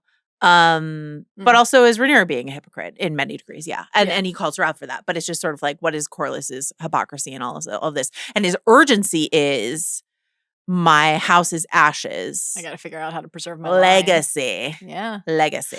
That was what I mean, the choice to so publicly shout bastards and the follow up to this scene later, shocking stuff. In this scene here, I thought it was like so painful to like watch Alan and Adam sit there for this, this thing that is in theory like for them and is for them also. And I do think there's room for like many things can be true at once. And Corlys has learned some things from his conversations with Alan about himself, about their relationships, has learned to appreciate them. But also like both Corlys and Rhaenyra in this scene are very much viewing this through the lens of their needs and their experience. They're not thinking about Adam and Alan at all. Like even, when Corlys is like, look what they've done. Rhaenyra views that entirely through what Alan did for her fleet and her war in the Gullet, Valyrian fleet, but the fleet that has enlisted in her service. Adam, she's like, again, the proof that the gods have chosen me. It's all through the lens of what it says about her rule, right? Corlys, when he talks about legacy and his line ending, it's like, that's not for them. That's about him. Do they also benefit from it? Yes, but it's about him. So yeah, there's like that aspect of it. What does Adam want? What does Alan want? Yeah. It's interesting. I'm not a royalist. You're not? So I would not really see it this way, but like Rhaenyra having dinner with Alan and Adam and Corlys is like, they get to have a small intimate dinner with the queen on the first couple nights of her rule in the Red Keep. Like that's tis a gift of a kind. I mean, he's her hand, one of the dragon riders, leader of the fleet. I think it's a point well made that she is like granting them this intimacy. Yeah, the intimacy. I thought it was funny though to like kind of look at because Adam is very much like, oh my God, it's my honor to serve you, your grace. And Alan's like, oh, what the fuck? Yeah. They all have their own obviously like relationship to each other and to what it means to be in these positions at all. Midnight cuddles. Rhaenyra can't sleep. Curls up with Daemon. I love this. He puts his arm out for her. Your Shakespearean image in the notes here of once again, this like haunted castle, Rhaenyra walking around in her nightie and, with the in the candlelight. Yeah. We got this email from our listener, Aiden, who's doing a Shakespeare tracker this season and has decided to come up with like a line from Shakespeare to go with every episode of the season. Amazing. And I would like to put this forth to our listeners and say, like, I would love other suggestions from listeners of like every week, send us the Shakespeare line. Are people going to do this? I don't know. Does it feel like homework? I don't know. But like the Shakespeare line this episode most reminds you of. These are Aiden's suggestions for the first 3 episodes. Okay. Episode 1. Blow winds come rack, at least we'll die with harness on our back. That's from Macbeth. R.I.P. Jace. Episode 2, I'm in blood stepped so far that should I wade no more, returning were as tedious as go o'er. Also Macbeth. It's a real Macbethy season. I know, to not do a Macbeth quote for the 3rd episode, which was the most Macbethian, is a twist but here. Uneasy lies the head that wears the crown It is fits. Henry IV. Yeah, so very good. Great stuff. So I'm interested to hear what other people come up with. I was thinking a lot about Banquo's ghost in Macbeth inside of this episode. And floating daggers and all that sort of stuff. So yeah, give me your best haunted castle Shakespeare lines. Would you say that the bard is always welcome? I would. Here at the House of R? I would. Less welcome. Period cramps while you're trying to hear petitions. It's tough. Mood, blood, interruption here. Our girl Linda, this is the return, helping Rhaenyra to prep to hear petitions. This is the snack of the cracker, but also those great details of like, should I wear jewels? No. What would that signal? Chain. The chain for gravity, the sword. Ooh, does that convey what we want? All of those considerations. How many of them would a man in the same situation need to weigh? I mentioned Evita at the end of the episode, the rutabaga scene, very Eva Perón, but also like in this sort of like, I'm their savior. That's what they call me. So Lauren, but call me. Like, what does a woman in power have to wear? Like Christian Dior me? Like, like this. I need to be rainbow high. Like, what should I wear? And like this idea of, the somber gowns that she's choosing here. What are the optics constantly? What are if you were constantly being observed? What are the optics constantly? And they're different for women than they are for men. Viserys can no question have half his body falling off, and it's not a commentary. But if Rhaenyra wears the wrong necklace, like gives the wrong message. Some negative feedback from our listeners about this period plotline. Tell me. You and I liked it. Yes. I did have, and I stand by that. I like it. I like how it was deployed. I did have a moment where I'm like, isn't this the whole, like, this is why we could never have a female president. She gets her period and like the red phone rings and she's incapable of doing her job or whatever. Yeah. Like, so that's on my mind. We got a lot of listener email, not a lot. We got a significant amount of listener emails saying they hated this because they felt like it was sort of like co-signing that. In some way. Not that it was, but just sort of like a woman gets her period. She can't do her job because she's on her period sort of thing. And I mean, I don't think there's by any definition that's what Sarah Hess and Claire Kilner and whoever else worked on this episode had in mind. Right. I think it was more in line, my interpretation is more in line with what you said on Talk of the Thrones, which is just sort of like, here's the thing that men don't have to fucking deal with. And the connection that Claire Kilner makes to like the lactating in season 1 of just sort of like, these are the things that, it's a thing that Alinda Massey immediately understands, right? But not something that Rhaenyra can share with any of the other men surrounding her as to why she can't hear petitions today. Today would not be the best day to hear it or whatever, you know? Yeah. Viserys could be like, I need my maggot time. Yeah. But Rhaenyra can't be like, I need my moonblood time because it's just a different standard. For women. Absolutely. I think that's why I liked it is because like, and I thought that Sarah Hess and Claire Kilner talking on, I guess that would have been on the official pod about like, things like this aren't often like written into stories like this or like acknowledged as like a part of life. And so like I liked that it was acknowledged as a part of life for some people, right? And like the fact that Rhaenyra, I totally understand that critique of like, well, wait, what is the like whispered dipshit assumption of how that would affect you? I think the fact that Rhaenyra then goes about the day and like has to navigate that, I personally really like. Like I have had plenty of fucking days where I'm like, I have really bad cramps and I feel like shit and I have to sit here and do a podcast and it's hard, but I do it, right? And then I text you complaining about it. So I mean, this is the thing. Is like you tell me, but you don't but I tell don't like tell our producers. all the guys who work on our show. Yeah. So I mean, again, like with love and respect, guys. With love and respect. Yeah, I just text Joe that. I think everybody having their own like individual reaction to that and response to it makes complete sense to me. I think that's a personal thing. I kind of like appreciated it being present here and that Rhaenyra wasn't like, and it's also fine if you don't feel well and need a day off. I do that plenty too, but wasn't like, I'm not going to go hear petitions. Just had to like because it was part of, it wasn't the whole episode. It wasn't like I have cramps and that's the episode. It was like, people won't leave me alone. I can't figure out whether to kill Daeron. Daemon, who I thought finally got it. I didn't actually bring him to heal after all, right? The faith, they're not with me. I have to think about whether it's okay to even like wear jewelry. And I feel like shit. Like it was, and the list is even longer than that. It was like in the mix with all of these other things that form a day, a week, a part of your month, a part of your year. And I think, I thought I think on Talk to Thrones, we talked about the comp of Rhaenyra being in childbirth, in labor in the season 1 finale while the men were plotting the war. Like, I remember at the time having a similar like, ooh, this could like, the read on this could be bad and wrong and this could be mishandled, but I thought ultimately the way the show like leaned into the fact that this would be something for Rhaenyra, but also again, the men around her, like the second she's out of commission for like even an instant, they move on without her. Yeah. Interrogating that actively in the text and like wanting to like. And so she can't take a day off because what is Daemon going to, going to sit on the Iron Throne and be like, burn them all? Exactly. He might. But again, I think it's completely like I totally get why it doesn't. It doesn't work for some people. It is time to hear petitions. It is time to sit on the throne. The rats are also in the throne, which is tough. We talked on Talk to Thrones about the visual of kind of the framing of like the barbs of the blades of the throne and encasing Rhaenyra in like this prison.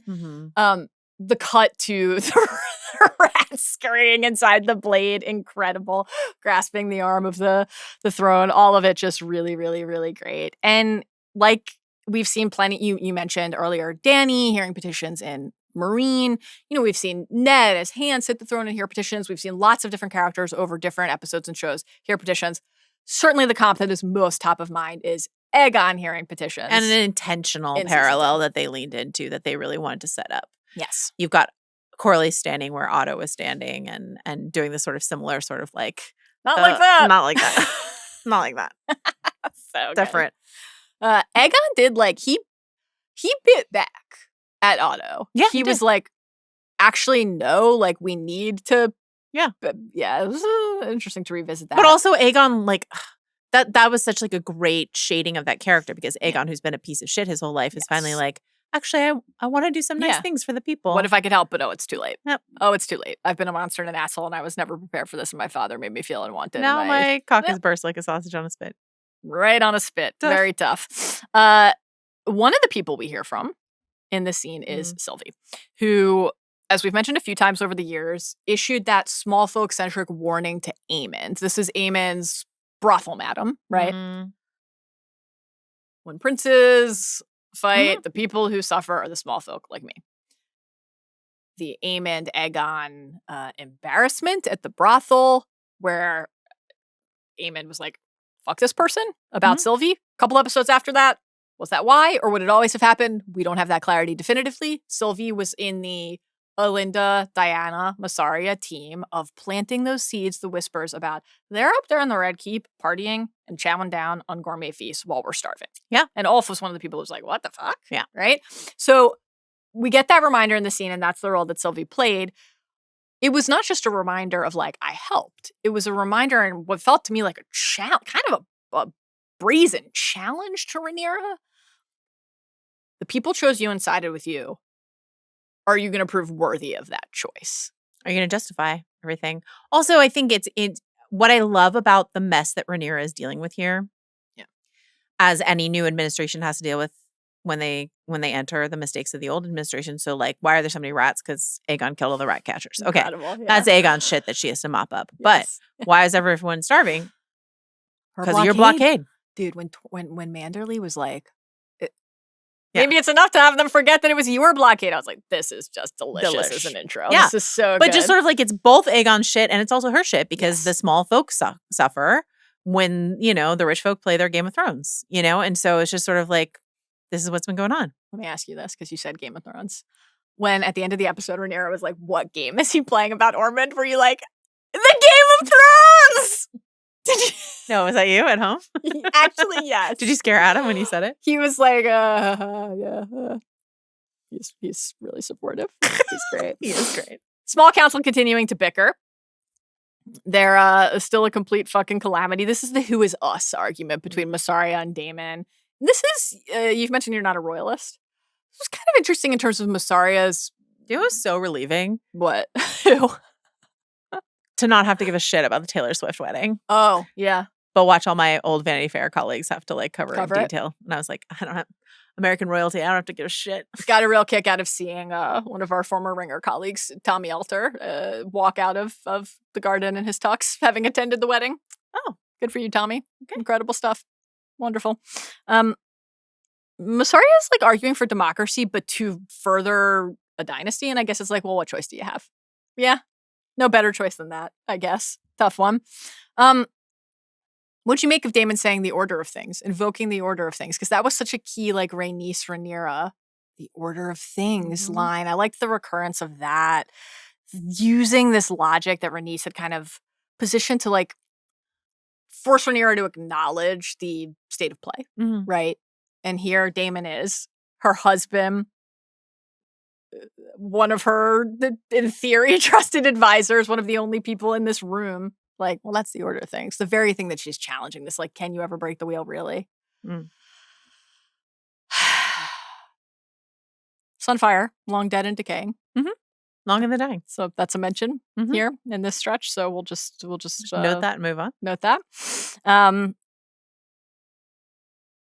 And asking what Viserys would do. We already talked about all this, and we talked on Talk the Thrones about the Larys, like, pursuit of Aegon after the petitions in season 2, episode 1, and that, like, difference. And Rhaenyra here seeking that proximity to Viserys' legacy, and Larys trying to get Aegon to move away from it, to distance, to use it to kind of work him. And this question that it makes us think of like, it's an interesting indicator and a character beat. Do you want to distance yourself from the predecessor? Do you want to try to claim proximity because you think you need it for legitimacy? Like, what is required for you to try to claim legitimacy? And for Rhaenyra, it's to try to behave like Viserys, who was a fucking dipshit. Tough. The Knighting of the Seeds. A fantastic scene. We talked about this a lot on Talk of Thrones. It's so good. But, like, all of this is really good. Ulf, Hugh, and Adam are here. The, like, Ulf wanting to be a Targaryen. Absolutely not. Ulf the White. Hugh Hammer, Adam of Hull. Really funny, camera. Really, really tough. Pain. But then also just like, as we talked on Talk the Thrones, like the difference between this and other knighting scenes that we've seen across other Westerosi shows. Let's get a little taste of that, Carlos. In the name of the warrior, I charge you to be brave. In the name of the Father, I charge you to be just. In the name of the Mother, I charge you to defend the young and the innocent.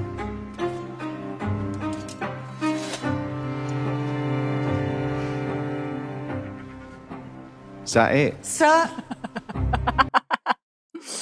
It's just amazing. It's not like every single glimpse of a knighting or story about a knighting has been like pure poetry. Like, you can think of like Jorah saying, oh my God, I thought I was going to like piss in my boots, right? It was taking so long. But there is at least always a sense of import. An occasion. Yes, heft. And like, what does it mean to the person who's being knighted? Yes, an acknowledgement and all of that. And it's just sort of like bam, bam, bam. Perfunctory. Absolutely. In the midst of the wreckage of, them tearing down the old and bringing up the new. It's horrible. And then we get Hugh Hammer kind of repeating his performance from season 2, episode 1, when he was asking Aegon, right, hey, you going to pay me to do what I need to do? He's like, hey, man, you said that I could have a living.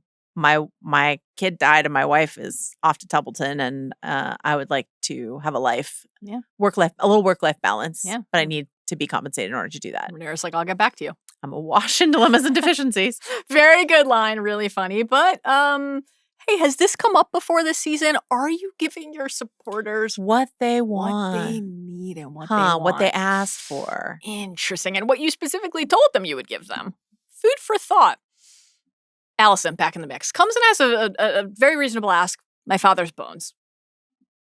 Can we send them home? And Rhaenyra says yes. There's this little moment of like calm and humanity. Lovely. You feel all the history between them. Alicent even remarks upon how strange it feels to like be back. Do you feel in like this Alicent place. was, I've seen some interpretations of this scene as Alicent sort of like baiting the hook because she wants Rhaenyra to like talk to her more. Like, it's strange to see you like this. That was not my interpretation. Olivia Cook's performance was very much like, it's weird to see you like this. Yeah. Bye. It felt more to me like just a really genuine, like, this is fucking strange. It's fucking weird. This is strange. I'm used to seeing, I remember when your dad used to be in here making his Lego.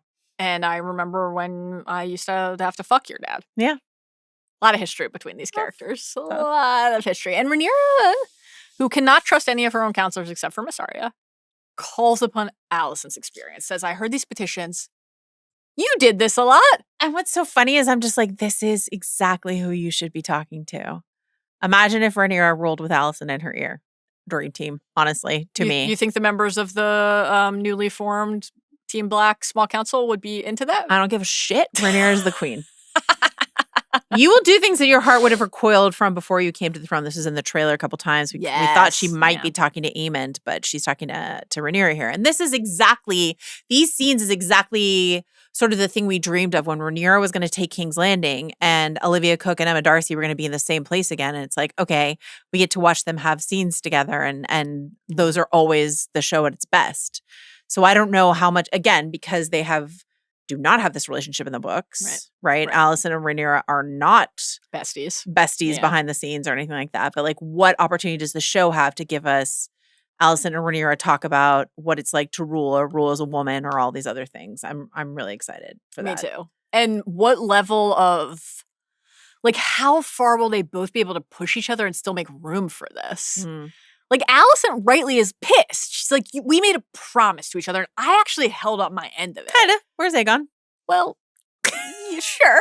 Yeah. But she's like, I did the guards on the parapet. That was an incredible pronunciation of parapet. Did they not put down their swords? Yeah. Did I not get Aemond out of here? Where's Aegon? Well, that is exactly what Rhaenyra wants to know. There was a clear deal. Yeah. Bring me Aegon the usurper. I mean, yeah, it was said with a lot of decibels and intention and clarity. Also, Rhaenyra's just like outright. I had to respect the candor here. It's like, I can't really be seen to favor high towers right now. That made me laugh. That was pretty funny. And Alicent's like, really? Fuck. Come on. Yeah. It's time to serve rats. Great stuff. Great little detail in the house the dragons built where they were like, oh, we had fish heads and we had all these other disgusting bits of the foul food. And then Claire Kilner came in and was like, just the rats and the gruel. Was it worms? Good. Did they say it was worms? They did say it was worms, yeah. They didn't specify maggot, but worms. Yeah. I really wanted to be like couscous or vermicelli or something like that. This is beautiful, like sprouts. Lovely. It was actually really interesting to hear like all those things are edible, like the beetroot and it sounded like a nutritious plate. If anyone has never watched House the Dragons Built, this was a really different one because usually they're like, oh, and these dead bodies and how we let people on fire and these are the sigils we use and stuff like that. And this was much more like gentle, of an examination, but there were some gems in this one, like one of the extras at the table who was playing one of the mid-tier ladies receiving the rat and being like, what the literally just like, the fuck is this? Really made me laugh. Very good. So the assembled, Joe, they're like, fuck yeah. It's not just Corlys and Adam and Alan who got to dine intimate with the dinner. queen. I know. It is an honor. Personal invite. Yeah. And, guest right, big deal in Westeros. This is going to be a meal to remember. Standing up. Oh, I always supported you and Rhaenyra, like ripping off these little barbs about, oh, I'm sure that's true, even though I don't recall you saying it. They're like not really clocking how Rhaenyra feels about them and what is about to happen. And how could you? Because how often would a brand new ruler just on the throne serve rats to the assembled. The worms are really a bridge too far, honestly. You were fine with the rat, but the worms, you draw the line. The rat looked like beautifully braised, but a nice sheen, a nice crunch maybe on the skin. Glaze. Yeah, a little glaze.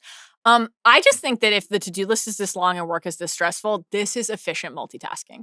You have Got rid of the rats. a rodent problem, and you need to caught those rats. I have some questions about that. Really, that is a good question, actually.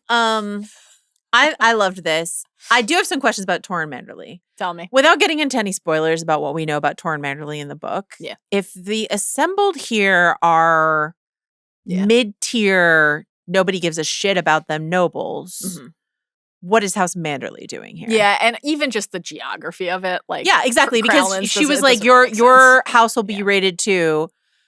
House Manderly, do they have I guess they got a pied-à-terre in the Crownlands. Okay, so you don't always want to be Manderly pied-à-terre is being rated, I guess. Yeah. I had some questions about that. So thank you. I'm glad you had the same questions. I was like, what is Torrhen Manderly doing here? And even some people are like, he's not sitting at the table, so he's just observing that. But I don't think that's the case because he's like, I'm as deserving as anyone else here. Yeah. She's like, we're going to toss your house too. He's like, yep, my townhome for sure. I guess so. My brownstone? Yeah, exactly. It's a double wide. Yeah. But, Dan Fogler's here and Torrhen Manderly's here. I'm excited. House Manderly. Yeah, exciting. I mean, for Thrones fans who wanted a lot more of the Manderlys than we got in the original series, it's an exciting moment, and the vibes were great. But I mean, House Manderly is an extremely rich and powerful house. Yeah. So I would not fuck around and find out with them at a rat banquet personally. But he seemed kind of tickled by it. That's also why he was like, I don't really give a shit about this. I'll be fine. He's like, go ahead, sack my townhouse. Yeah. Try it in White Harbor, see what happens. Exactly. Daemon, he's also amused by this, Joe. Yeah. He's like, this is a gesture. It's not even going to make a difference. It's only going to cover these small folk who I don't even care about feeding for like a minute. Rhaenyra rightly notes, gestures matter, but yes, they need to figure out a more lasting approach. Yeah, this she's is like, when she sends them up to the Vale. Yeah, one rutabaga at a time. We can build back. When have you last consumed a rutabaga? I don't think I've ever had a rutabaga. Should we make them? So it's like a root, like you would put it with like your parsnips and your a root vegetable. Yeah, rutabaga. in like a nice sort of like harvest bake. That's not how you spell that. Let's say rutabaga. Rutabaga. Yeah. Oh yeah. Oh yeah. Hybrid of a cabbage and a turnip. Is that right? Okay. Yeah. You put it with the turnips. turnips. Like the bullshit Gemini result. So who knows if that's accurate?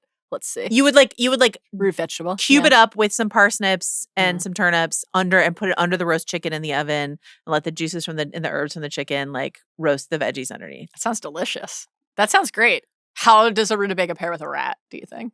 Quite well. I bet you could puree rutabaga for a nice bed. Anyway, do you want me to roast a chicken and make some rutabagas? That would be great in the fall. Not during the summer. I'll tell you that much right now. No. I thought that the whatever bird Rhaenyra and Corlys and Alan and Adam were eating looked worse than the rat. By the way, I did. It looked gray and like gross. Tough. Oh, chicken feet. That was one of the other things that they said, like with the fish head was maybe going to be in the plate initially, but no, rats and worms. It was really good. Rats and worms. Great stuff. Daemon. You still don't know who you are. You've achieved so much, kid. You've come so far. You fucked your uncle. You've come so far. No, you've done it, right? You're here. We're in the Red Keep. The war has ended. He's happy to tell you. This is where he does the dragon math. The world is theirs. Here's what Daemon has to say. You will have an empire unassailable, and our children will rule it forever and a day. You style us commandeers and marauders like the pirates that plague us. I style as gods, Rhaenyra. Are you concerned? You worried at all? The score sounded very optimistic. Like horror strings. Cue the horror strings. Yeah, very, very calm and mellow and hopeful. Can I tell you one of my favorite preseason press moments? Mm-hmm. Is Emma Darcy was relaying this story about how she was like, we had a lot of Valyrian in the script, and I had a sense that Matt had not looked at the script and done any prep. So I just texted him and said, hey, bud. Tomorrow's High Valyrian Day? This is our High Valyrian Oh my God. I forget that she used some English school sort of like whatever oral, like our High Valyrian oral or something like that. You know what I mean? She's like, have you studied? Like, have you gotten ready? Had Matt Smith studied? He had not, but then he did because she said, or they said too. So yeah. I find the High Valyrian scenes just wonderful. And Daemon switches to High Valyrian to say, as the prophecy requires, the moving in and out of the common tongue in High Valyrian always delightful. They're just two of also my favorite High Valyrian speakers. That's Emma might be great. my very favorite, actually. Yeah. It is. It is like there's a kind of hypnotic quality. It's very buttery to and like rhythmic. But just buttery like buttery in the rutabaga puree. Yeah. Delicious. Buttery parsnips are good. I quite agree.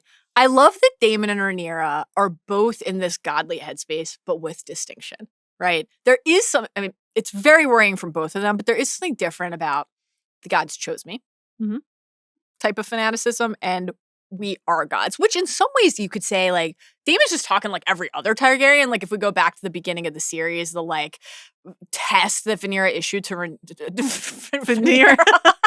Well, I'm sure some of them are facing some Rhaenyra. some Rhaenyra in that family. George R. R. Martin, please name a Targaryen Rhaenyra. So we deserve it. We got an anus, so a Rhaenyra, I mean, why not? honestly. Rhaenyra Targaryen. It's if we ever get that character, we're gonna know George listens. George, we're big fans. We believe in you, buddy. Drop Winds of Winter and just write Duncan Egg. Please. We've been saying it. Please. The people say that we're closer to gods, but they say that because of our dragons. Without them, we're just not like dreams. Dreams. So both of these things are so in the mix here. Dreams didn't make us kings, dragons did. Now Daemon's also a dream believer because of his Harrenhal trip. Well, one specific sexy dream. Yeah. Fucking his mom. And also Amelia Clark. Seeing Dany, who I'm sure he'd also happily fuck. Yeah. Once you're like, all right, we're kings, well, it's not much of a leap to say we're gods as well. But the kind of like the fact that the characters who are saying, aren't we just gods? I'd style us gods, aren't thinking, okay, the thing that makes us that, dragons. This is where the dragon math being in this scene feels interesting to me. They've lost 3 already. Our IPA racks, Vermax and Melees. The thing you're doing right now risks you losing the source of that power. The thing that allows you to say this and believe that this could be true. Like, where is the reflection? Caution? Yeah, and the caution. So, calm, caution, reflection has always been something Daemon has been famous for. I mean, that's obviously not really Daemon's brand. I don't know. Remember when he made himself a crown and just swaggered his ass into the throne room? I loved that driftwood crown. I loved it. It looked great, and the short hair is wonderful. He says to Viserys, he's like, "Let's make my peace with him. We worked through some stuff at Harrenhal." But he renounced his dragon. Renounced. And Rhaenyra says, I'm going to heed and take seriously the lesson, the words of caution that he shared with me about that power, about the illusion of control. What happened at the Doom? Still a source of great mystery in the canon. Doom of Old Valyria. The Doom of Valyria. At the end of the day, whether it's an actual natural disaster, the cataclysm, whether it's they delved too greedily and too deep, whether it's... You fuck one dragon. I mean it. Warring dragonlords, any of the possible theories in the Rhaenyra mix. Targaryen and her dragon lover. Rhaenyra Targaryen loved fucking her dragon. Loved. So many of the orgy murals feature all Rhaenyra the murals. Targaryen. She's the star of the dragon orgy murals. Oh my god, this is so good. The outcome is the same. It's like the Doom is a reminder of how fleeting it can all be, and so this lesson. It's an illusion, would you say? I would say it's an illusion. This is a lesson from Viserys, who fucked up and made a lot of mistakes that more characters than just Rhaenyra should be taking seriously. You still have to kill Daeron. Okay, I'm gonna go watch him sleep instead. A little wood carving. Yeah, it made me think of when she was with her little blonde babies and their little wood carvings. Like how young this kid is. Yeah, but also, do you think if he were a true Targaryen, he would be carving dragons only? Yeah. And you're like, a bird. Like, that's a bird. Yeah. That's just a fucking basic bird. A bird? No, I love birds, as you know. But that's just a bird. That's not a Do dragon. I know that you love birds? I love birds. I've just been awed by hummingbirds recently. Just the majestic creature's incredible. You saw me once look at a pigeon and say nature. Yeah, that's true. Do you have a hummingbird feeder? No, I'm scared. I was talking to a friend of mine and I was thinking of getting a hummingbird feeder. She's like, you're going to give them hummingbird diabetes. That's and what I was I'm like, scared oh, of. I didn't know. And also to keep, as I understand it, you have to really be on top of cleaning the like nectar feeder thing. And I wouldn't want to, I would really be worried about making them ill. Okay. I'd be scared. It's a lot of pressure, but there are flowers that they come and they like. Yeah. She's like, you have enough great. nectar in the Natural nectar. Yeah. Natural nectar. You know who's always chasing the natural nectar? Rhaenyra Targaryen. Targaryen. A horse! Oh my God. Joanna. Speaking of bits that won't die, should we talk about Vaemond? Anything you want to say first about Rhaenyra feeding the people? We kind of already talked about it. I think we talked about it. We talked about that earlier. Let's talk about Vaemond. I honestly can't believe that we talked about Vaemond this much last week. I feel like we made this happen. This is like, it feels like we had a reason to do this. Yeah. We didn't. We mentioned him 7 times last pod. We've talked about the scene a little bit, but what have we not hit that feels really important to discuss here about this challenge from Corlys? What I like is that this is not from the book. This is different from the book, but it is a twist on something that happens in the book that I quite like it as an adaptive change, right? Mm-hmm. Quote. In terms of like Daemon and Rhaenyra's really bright ideas of how to make friends and influence people after she takes the throne, right? Yeah. As it happened, each of the, quote, faithless friends left a daughter. Rosby's was a maid of 12. Stokeworth's was a girl of 6. Prince Daemon proposed that the former be wed to Hard Hugh, the blacksmith's son, who had taken to calling himself Hugh Hammer. The latter to Ulf the Sot, now simply Ulf White, keeping their lands black, as in Team Black, whilst suitably rewarding the Seeds for their valor in battle. But the Queen's hand argued against this, for both girls had younger brothers. Rhaenyra's own claim to the Iron Throne was a special case, the Sea Snake insisted. Her father had named her his heir. Lords Rosby and Stokeworth had done no such thing. Disinheriting their sons in favor of their daughters would overturn centuries of law and precedent and call into question the rights of scores for other lords throughout Westeros, whose own claims might be seen as inferior to those of elder sisters. And so Rhaenyra agrees, and she's like, yeah, I can inherit, but no other women can inherit. And I love that section of Rhaenyra Triumphant. And so here they're like, okay, my bastard sons are allowed to pretend to be Velaryons, but your bastard sons don't get to be Velaryons, actually. So that hypocrisy. Corlys on the opposite side of the argument here. But I like this neat adaptive change because we needed something here for the story to needle Corlys. Yes. And so they used the same hypocrisy, but a different subject matter. And at the same time, it needles Corlys, which is what the plot needed here. So I like it. I love that. I think that Rhaenyra's relationship to the Whispers of the Realm is such a fascinating thing to track over time. Like, this was such a source of insecurity and real active, like, fear, right? For the claim and for her sons for so long. And then when it comes time to the sowing, it's like saying to Mysaria, well, then let us raise an army of bastards because it's what suits Rhaenyra in the moment, right? It's what Rhaenyra needs in the moment. And so you think of like all the times that Rhaenyra and Rhaenys, when she was alive, and Corlys over the years have gone through some sort of trial. Oh, you guys think I'm responsible for your son's death? Actually, he just like escaped with his boyfriend. It's fine, but I can't tell you that. So I have to allow you to believe this, among other examples, right? It was always about trying to compel them back into her good graces.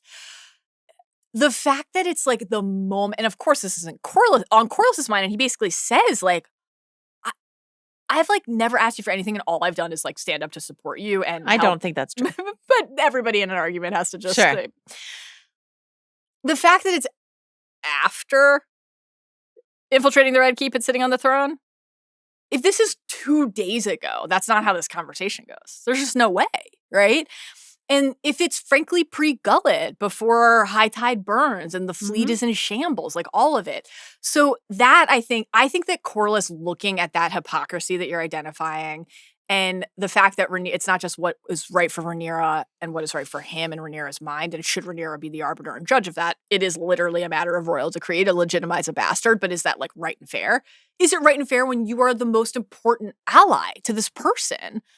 And would it have gone this way if the circumstances were just a tiny bit different? I think Corlys's rage is appropriate to shout this in a public space and to obviously so purposefully in terms of the language choice and even just like cadence of how this was delivered, mirror the Vaemond sequence from the throne room in season 1, which led to Vaemond getting his head chopped off. Tongue lolling out. Like if Rhaenyra had said after Corlys did this, I have to like arrest off with your you head now or something. Like nobody, certainly Luther Largent's not going to say like, "Are you sure?" Right? So, but again, it's a this shocking is thing. the Rhaenyra thing throughout. Yeah, and I want to. I know you've assembled clips, and I want to see them because our guy Vaemond. Yeah. No half measures, Rhaenyra, and it's just constant half measures with Rhaenyra. Oh my God, makes me want to watch. Is that the season 3 Breaking Bad finale or Daredevil? Or Daredevil? Yeah, are we watching Breaking Bad or Daredevil? One of those, but the message, no matter what, is no half measures. Half measures, full measures only. Yeah, Carlos, let's see this clip. Her children are bastards! It is a matter of legitimacy. Your son, Joffrey, is a bastard. Your son, Lucerys, whom I accepted as my heir, was a bastard. Lord Corlys. Your son, Jacaerys, lived and died a bastard! The number of people in the background of that shot who are turning and listening and clocking genuinely insane. I've wanted to ask you this. I haven't had a chance yet. Are you giving your supporters what they need? Well, I mean, this is just. Do you think if she had said, "Would you like a rutabaga?" Maybe it would have worked. Could have gone differently. I think what you said earlier is exactly right. Like quiet, private conversation. That's like, I understand why this is important, and we'll get to that point. This is not the moment I'm begging you for patience. Bungled it, mishandled it, brutal. But at least Daeron's really Daeron, and at least Ormund Hightower did not take Tumbleton with a dragon inside, right? Neither of those things happened. That's not how this episode ends. We're good? Oops. It's the wrong kid. It's the wrong kid. Oh, our listener Mikhail wrote this great email saying, in A Night of the Seven Kingdoms, a show that happened earlier this year, that's not just some random guy. That's Prince Daeron Targaryen in House of the Dragon. That's not Prince Daeron Targaryen. That's just some random guy. Incredible. Really great stuff. That's where the names recurring in royal fashion really pays off across these shows. I was thinking of our guy Daeron the Dreamer because I was thinking about that scene in the Hunt episode in season 1 when Viserys and Alicent are standing in front of the fire. When I was watching Rhaenyra stand in front of the fire here. Yeah. That scene always makes me think of Daeron the Dreamer and just this idea of the burden of being a dreamer and I so badly wanted to be a dreamer myself. Yeah, Viserys in his fucking cups. Yeah. Hammered in front of a fire. Mm-hmm. What if he just tipped right? Things would be better. They would be. I'm sorry. What if Alicent had just been like, jostled it? Hang on the conqueror, babe. Could have just gotten some of it out of the way sooner. Right. You know? And then Rhaenyra comes back to camp spattered in blood and they're like, "You're queen now." Yep. And then there's no civil war. Yeah. Then end. like fast forward to Rhaenyra now needing to make some of these marriage pacts, and Otto from the grave is like, everyone judged when I suggested Rhaenyra marry that toddler. Everyone judged. But now it's fine. Alicent, this is the do you wish me to thank you? We're just going to send Daeron up to the Night's Watch. Like Rhaenyra reveals that she has Daeron. Doesn't. Not a terrible solution. Completely reasonable and would have been great. Would have been fine, but If not that was what the right happened. kid. Except they also had no plan for what to do with the dragon, which is just a Maybe.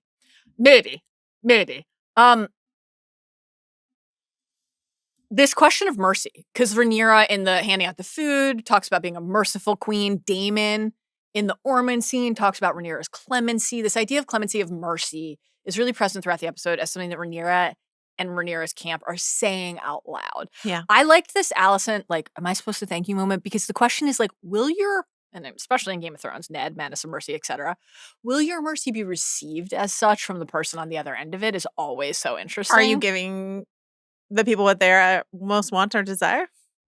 I mean, Alicent was like, the thing I was fine with was you killing the other kid. Yeah. Kill all the boys, let the girls be free. Kill the boy, let the girls go free. You talked about this on Talk of Thrones, but the instantaneous nature of Rhaenyra, because Alicent's like, that's not my kid. but the immediacy with which Rhaenyra can see that They were on girls Alicent's together. face. She knows her very well. Yeah. Now, to be fair, Alicent was like, She wasn't. She wasn't, though. But she was a little like, oh boy. She was like, yes, I've only seen him once in 5 years, but even I know that's not him. He's a redhead. It was great how quickly Rhaenyra was like, Yeah. oh boy, something's amiss here. Forces him to reveal what happened here. We learned that Ormund did this, thinking back to even Ormund in the opening scene, putting like a hand on Daeron's cheek. It's like, now you think of that as like a menacing. yeah. Yeah. Remember, Not comfort. I'll kill your mom. I got your mom. Scary, Yeah. worrying. But tradesmen, we're in trade, right? Is that what he says? Yes, they're merchants. They're traders. merchants. The high tower colors, though, this is the good news. All the banners have been pulled down. The bedding has been swapped. Yeah. And Rhaenyra orders a little burn them all. Yeah. Bedding edition. And so we have that bonfire that you just mentioned. Burn them It's all a bed very edition. thematically rich backdrop for the Dragon Keeper's arrival and the reveal of the taking of Tumbleton. Can I just go back in time to when Please. we were covering the trailer and I Yeah, I was thinking about looked that. so closely at this bed to be like, whose bed is burning? Yeah. Just some random fucking bed. It's just, I was like all of it. comparing, You were. bedposts, and Yeah. I was like, it's not Viserys' bed, it's not Emma's bed, This it's is not why this. This is why you're the greatest. Just a random fucking bed. It was cool too. The episode, like, Unshackle me from these details. no. Golden feathers. Exactly. This is our version of that. The backdrop of like every scene, the banners being pulled down, and for it to culminate here, they're very satisfying. But it is worrying, of course, when Rhaenyra is like, what game is he playing? What is he up to? Why Tumbleton? And from somewhere in the valley, you hear, it's a Game of Thrones! it's a game of exactly. Now, when we did talk to Thrones, we watched on the screen or we hadn't seen the scenes for next week. One of the things in the scenes for next week that we saw watching this on Sunday night was Rhaenyra like, okay, I know what Ormond's up to. Tumbleton like raised my banner. They were loyal to me, and now he's tempting me into attacking a loyal city. Before we get that little glimpse in The Dragon the Keeper coming says, on, the too. Dragon Keeper gives a version of that, which is like just more broadly about, well, wait, it's not just the army that took the villagers hostage. What about all the little baby orcs in their little cradles? What about the women and the children? How can we not think of Dany? You're just going to burn all the innocents as well in pursuit of the thing that you want? And ultimately, Dany goes, yeah. And it's paired here with Rhaenyra very purposely saying, I will burn them. And then the inferno paired with yet another. How many episodes have ended on this just really like incredible lingering shot of Rhaenyra's face? We get it yet again here. Our listener, Aiden, on the Dragon Keeper front, said, the Dragon Keepers continue to fascinate me. Between this ep and the apparent lack of consequences to them storming out of the Red Sewing, they seem to have some kind of jester's privilege to speak truth to rulers. I really liked that assessment. They are just sort of their own thing. Yeah. I mean, if anyone's going to be able to get away with like challenging the Targaryens, it would be somebody in some position of like magical proximity to. But he's like, Rhaenyra, babe, Your you can't do WMD. that. You can't burn Tumbleton. They're loyal to you. And they're right next door. So Yes. Ormond has ensconced himself with a dragon and a dragon rider, Yes, a ginger dragon rider, leagues away. and bold John Roxton. Bold John Roxton and a couple of Valyrian steel swords and Hugh Hammer's wife are all in the walled, city of Tumbleton, Yeah, I'm sure it'll be fun. right at the top of the Mander. This is an adaptive change, but one that I really, really like. Book spoiler time? Let's do it.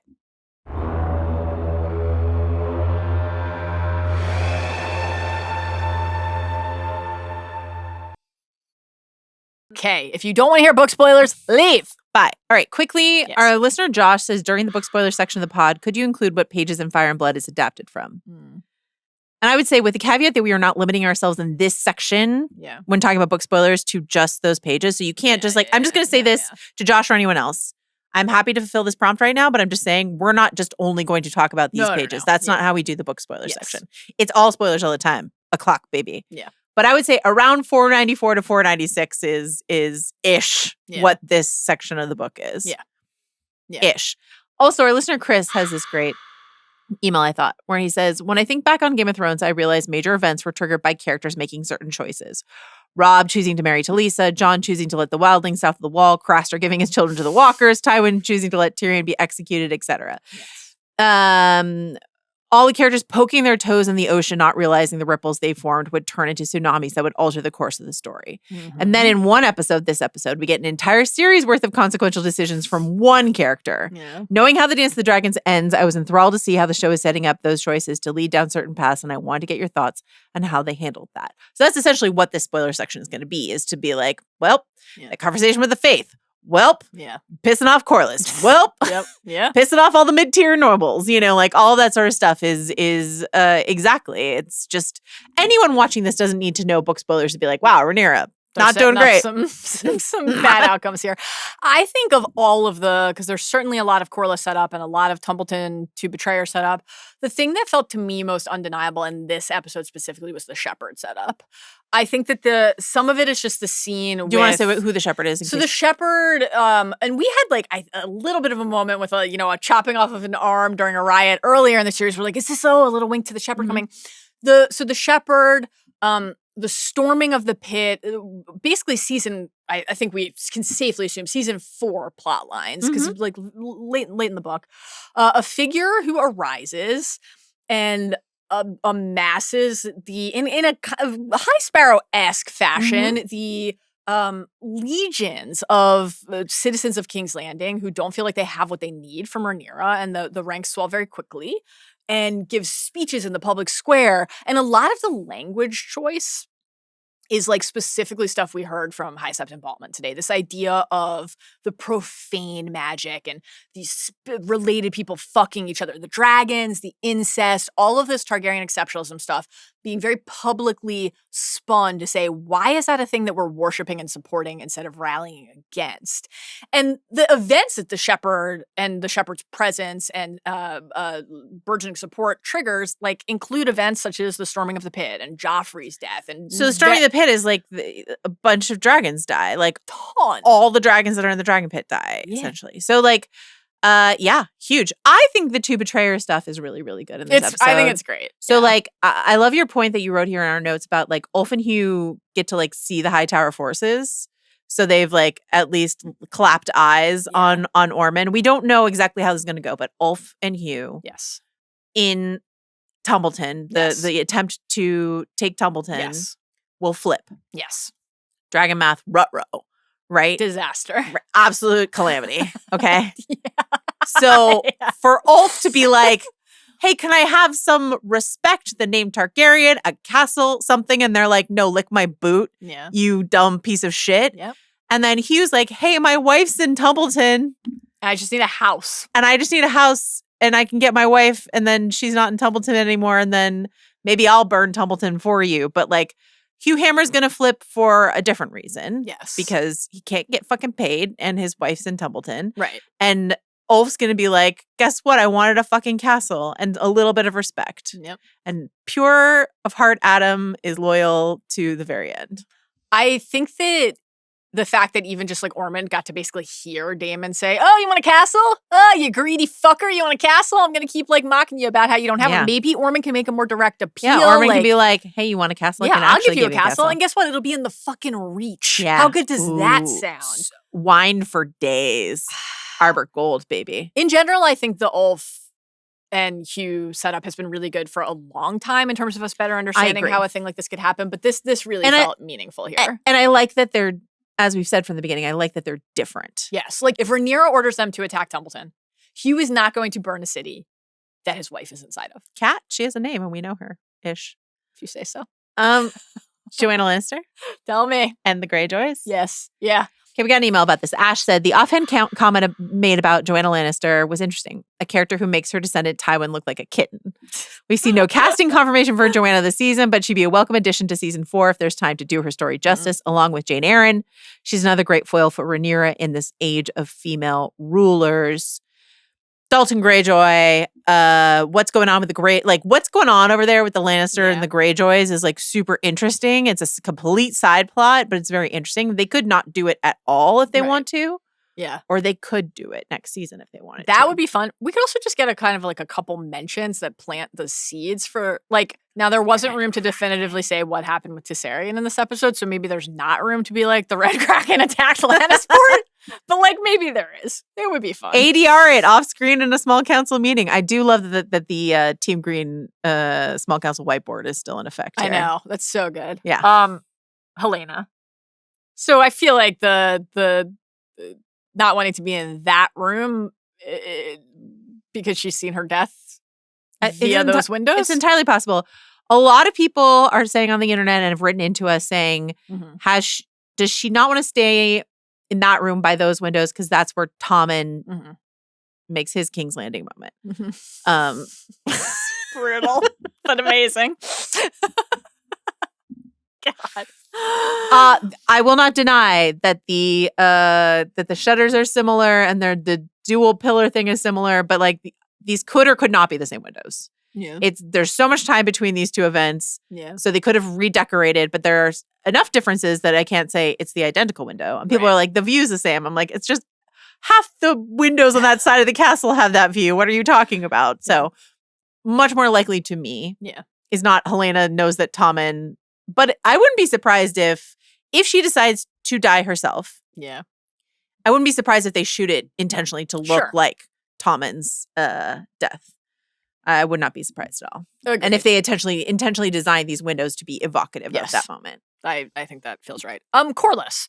So boy, this is heading toward a grim place. It's tough. God, I think that this is an interesting because they do become Valerians in the book, so maybe that still happens in the show. It should. I guess the question is, Corlys is like too little, too late, or something like that. How big is the rupture at that point? The fact that this chasm is opening between them in this episode because of his sons, right? Or in relation to how the Adam and Alan are a part of that. Thinking about, there's a lot that goes wrong for all of these characters, but a really, really like, oh boy, there's very little we can do to come back from that decision moment is like siding with Adam over Rhaenyra, right? So this feels like an important setup inside of the show for that decision for Corlys. Yeah. Which I'm excited about. Me too. Blood on the Throne. So we had a lot of emails about this, but trust me, we were already all over this, I promise you, which is like for both of us, as soon as Rhaenyra's like, oh shit, I'm bleeding, as in it's my period, we were both wondering if this is how they were going to do the scene in the book where Rhaenyra cuts herself on the throne and there's drops of blood and people are like, oh, she's cursed. Yeah. And if they're like, oh, she's cursed, and we were like, no, she just has her period, god damn it. Men don't understand how things happen or whatever. Because she bled through or something. Yeah. And I was like, are they going to do that? Yeah. I wasn't sure how I felt about it, but in the moment I was like, and then they didn't. And now I still really feel like maybe they're not going to do it at all. But we all had that moment where we're like, is this? I know. And I was like, what could you mistake? Because like the trail of blood, sure. But there's a lot of specific like cuts on her legs. But did they just think there were cuts on her legs? Because there were droplets of blood. She had blood coming down her legs. Yeah. But then there's like a specific like hand cut stuff later from clutching the arms. So maybe she'll cut her hand later. Yeah. I still feel like they might do it. But I don't know. Who knows at this point? So the gold. Your guy, Tyrion Lannister, is coming back because he's got to get his eyes poked out, his dick cut off so we can find out where that gold is, right? Maybe. You just really want that to happen. You're like, this is why I insist he can't die. Yeah, this is like a lot of my are we done with this character stuff has to do with them getting their dick cut off. Like Celtigar, I'm like, can we really be done with Celtigar? That guy's got to get his dick cut off and his head cut off as well, both heads. Do you think are we done with Celtigar? Is the cunt tax going to be like, is another character going to do that? It feels like Celtigar is not coming back into the story, right? That's an interesting choice. I guess it doesn't have to be him. That can easily be someone else can pick up that plot. Interesting. What else? Torrhen Manderly. Yeah, this is fun. So he's very important to the Regency. So does this make you hopeful that we're going to get like a lot of post-Rhaenyra death stuff? I don't know if it'll be a lot, but I just still, yes, I think we need some. Now, are we going to be like, what is it like for Torrhen Manderly to be like a hand? Probably not. But just like, but he's like one of the guys who's going to be around. Yeah. Bringing him in early-ish in season 3 feels so like. that if there's like like, let's say he and Rhaenyra actually like get along, like, because he seemed kind of friendly to her. So what if they like get along, and so there's someone after her death who like supported the Rhaenyra regime, and is here to look after her kids. That would be great. And make us feel better about the fact that everyone else is dead. How will he know who her kids are if they're never back in the show? Any other book spoilers? You could blench the hair of any old kid and say, "Hey, look." Boy. I don't think so. Did we do it all? I think so. I think we got it. All right. What so a treat. She pissed off the Faith. She pissed off Corlys. She pissed off the mid-level nobles. Yeah, it's tough. Alicent's around to maybe give advice. And even though she's helping the small folk, there's a lot of like, for how long, and is this enough? And like, Helena's being cooped up and not given her chickens. Mysaria is getting more and more powers, more and more influence. And if it serves Mysaria's end to continue to stoke Rhaenyra's paranoia, stoke it she shall. Yes. You know? And again, I'm worried about I'm worried about Linda Massey being like right there. Yeah. You know, Mysaria and Alinda like gave Rhaenyra kind of the only wins she felt in this episode. And I just feel like that's so dangerous to be just like, now she's just going to be like, okay, they made me feel good. So I'm just going to continue to be under their influence, you know?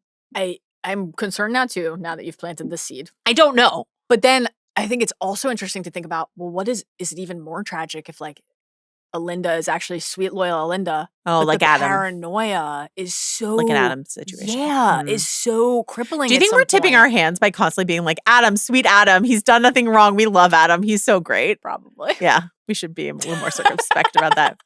Ulf, what a fuck up, but Adam can do no wrong. I need to watch that.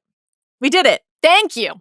Thank you to Carlos Chiriboga, Scott Lee, Jacob Cornett, Arjuna Ramgopal, Jomia Daeron, our squad. Please join us on Sunday night immediately after Talk the Thrones. No, that's what you're joining us for. Immediately after House of the Dragon, Talk the Thrones with a special guest.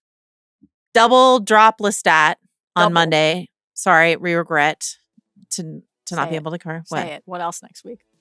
Oppenheimer and Odysseus. Oppie and Oddie. Every second counts here at the end. Bye.